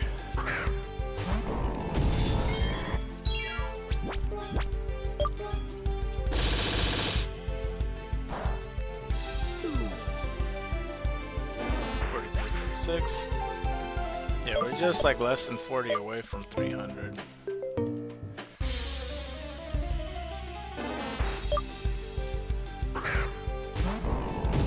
If we could hit 300, that'd be really good. That would be really, really good. 43, 47.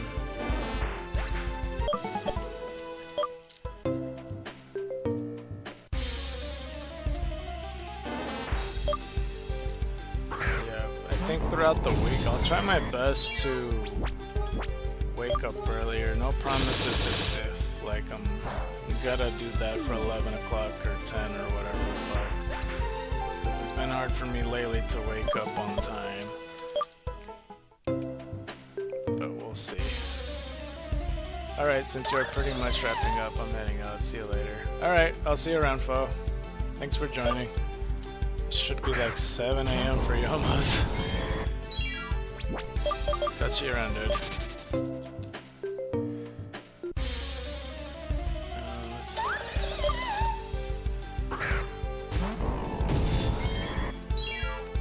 Let's see if we could get. I doubt I'll get 40 more in 10 minutes, but pretty close.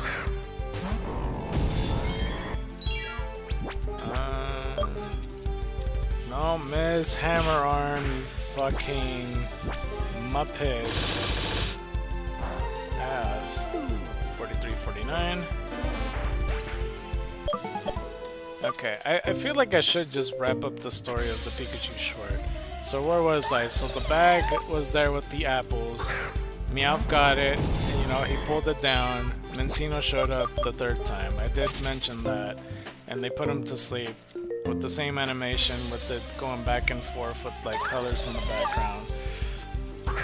Mencino's pissed off, he puffs his cheeks a little bit, sweeps Meowth, Yamask, and Swoobat, whatever the fuck his name is, sweeps him in this regular bush. Pikachu and all them for the second time notice them in this bush, because like the first time they arrived in the forest, like I said, they went to sleep, and the Pikachu gang noticed that they were asleep, got their apples back, and they put it on the cart and proceed to go to the bridge. Meowth wakes up, realizes this is happening, they try to cross the bridge and everything, 43.50. And he freaks out, they all go rush over to the bridge, and of course the boat's coming and the bridge lifts up. And by the way, this bridge is like mostly red, so I don't know if this is like a reference to the Charizard bridge, or maybe it has nothing to do with anything, I'm not so sure. But it lifts up, Pikachu gang keeps going with their cart, and then he asks Oshawott to use water gun on it, and so he does, and like Meowth is still on their toe with Woobat and Yamask, and it hits them, but like already up in the slope on the bridge trying to get to the other side. He then asks for Tepig to use Flamethrower to do an extra boost on it, and I didn't know this, and I think I should have, but like I said, I never watched Black and White as a cartoon. Like I've seen a few episodes here and there. I did not know Tepig's tail glows when it does Flamethrower or any moves, so I didn't know that. Because like all the other Pokemon, like Cyndaquil and Charmander and Chimchar, and like a few others, you know, have their fire and you kind of visibly see it go up or whatnot. So I didn't know Tepig glows his tail when he uses that, so that's pretty neat. And then right after, which I forgot to mention, like in the whole Basculin Fiasco stuff, like Pansage did the fastest solar beam to hit Basculin, and like earlier, like Oshawott did try to fight back them. This is a lot of stuff that I've forgotten, but Pansage with the fastest solar beam I've ever seen in my life uses it like a Kamehameha on Basculin at one point to knock it out, and that's pretty much how they got away with it the first time. But the reason I remember it is because he does the same Kamehameha move of solar beam to go boost the cart with the apples to go to the other side, because they barely almost didn't make it, but they made it across while like Meowth is getting washed up, and then I don't know, just made it to the other side. But yeah, they cleared it, of course, because like why wouldn't they, or whatever. They got the cart to the other side, all the Pokemon started cheering against each other, and then they flash forward to the garden where they're like, you know, saying hi to Darumaka, Drober, and Gothita, the winner of the race for some reason, being the one with the shortest legs out of the three of them. And also, like, you know, Darumaka does use rollout and such, and Drober, you know, Excadrill being known for its speed, it's kind of a weird wonder why Gothita, when it becomes like a Gothitelle, being the slowest one of the three, doesn't make much sense to me, but whatever. They're pretty happy that all the apples are there. They're like, oh, there's more for all of us or whatever, so they're like, oh, you want to eat apples? And then like, that's good because we could go watch the fireworks show, because every Pikachu short apparently has a fireworks show or whatever. Something else I forgot to mention, which might be a clue in the context when it comes to all this, but like when they did clear the other side of the bridge, the plane showed up. The plane that happened in the 4th gen one with the, like, cause you know, Marrow's involved in this one, and then like on the plane there's all the main cast of Pokemon and a few legendaries. On this plane, it's also the main cast. It's like Pikachu and like Tepig, Oshawott, Snivy, I imagine. I think Axew's on there. And then Reshiram's on there, but not Zekrom. And I don't know why. But then like a second Pikachu's on there. So I don't know. Maybe it's in the other side of the plane, but they all start waving at the plane. I'm tired of the plane waving scenes, but I get it. Like, you know, if it's pertained to the plane to have a Pikachu short, you know, and a kid's watching it, you'd be like, oh my god, the Pokemon are waving, they see us. Like, I get that, but like, I don't know, they do this every time. 4358, and I don't know, it's not the biggest deal to me, I suppose. But anyway, yeah, so the fireworks happen, flash forward to when they got the apples all there, all the Pokemon are eating it, they see the fireworks, and of course Meowth and Swoobat, whatever it is, Damask, all are watching it. Similar scene, but like kind of in the opposite perspective, like them watching the fireworks saying, oh, well, that's, you know, the fireworks are great. And then Minccino walks up behind them, similarly to how Marrow walks up behind them. Almost mirrored. That, like, it looks like Minccino was gonna breathe up and about to start singing, and then it just fades away into the fireworks and all that. And yeah, that was pretty much the Summer Bridge story. I still think it's the worst subtitle-wise. As a Pikachu short, not that much big of a deal. I don't know. It's better than Camp, but like a lot of it's better than Camp. It's better than Gotta Dance. I don't know. It's not like my favorite. I don't strongly dislike it. I just kind of don't like it because of the subtitles exclusively. But I don't think it's that big of a deal to be like, oh, this is a good idea for a Pikachu short, if you know what I mean. So it's rather strange. I feel rather weird about it. So yeah, the Father's Day Pikachu short, eventually when I cover it, will be much better than this. I just have to remember which one it is, because it's all about being wholesome and memories and stuff like that. And I don't know if many people will remember this quite.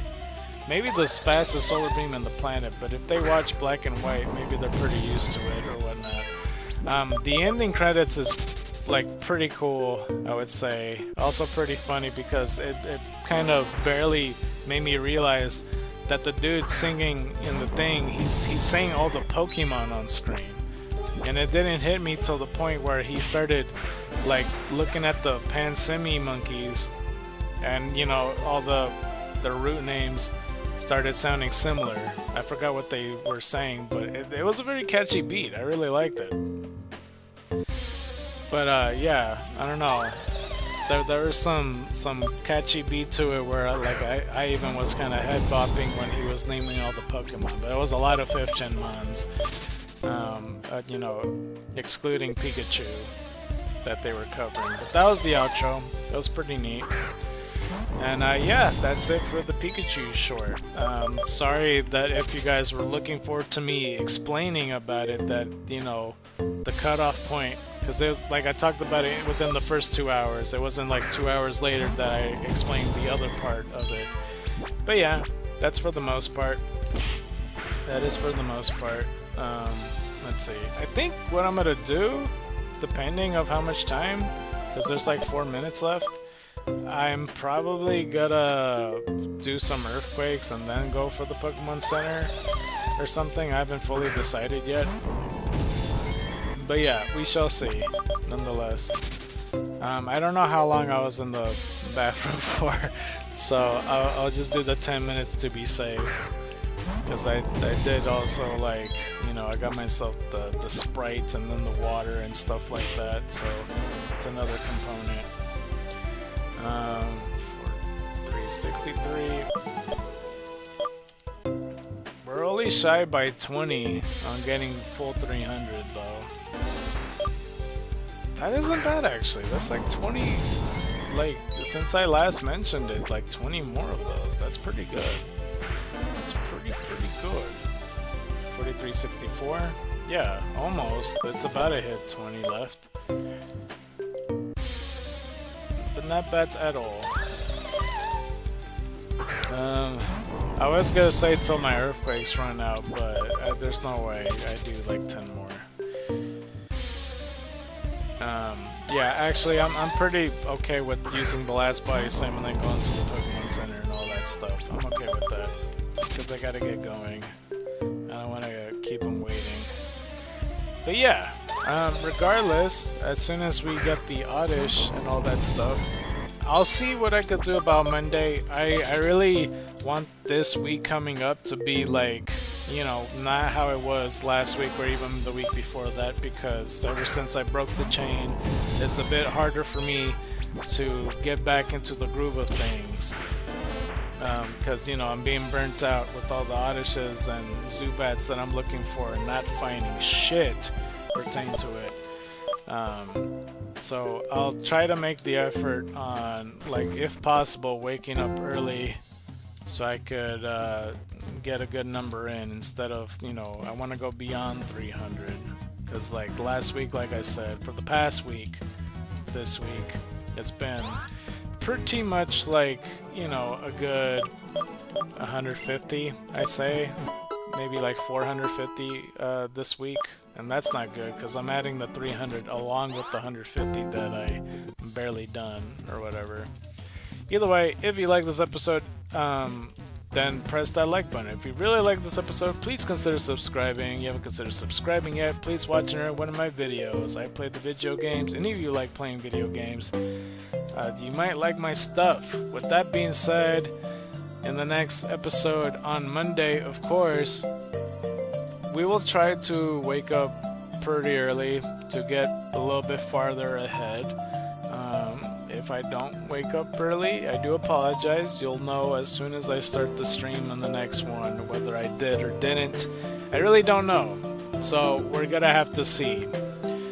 Either way, I love you guys so much and everything, you know, and of course, if you are considering donating or feeling generous, just go ahead and do so on either Zelle, PayPal, Venmo, Cash App, Patreon, or GoFundMe, preferably GoFundMe. And thank you to Dallas, of course, who has $50 in donations. That actually is really helping me a lot out. But yeah, thank you guys so much. White Tigers and Dragons to you, and you've been scarred by the night. And it's exactly 4 hours and 10 minutes. How's that for precision? I'm out!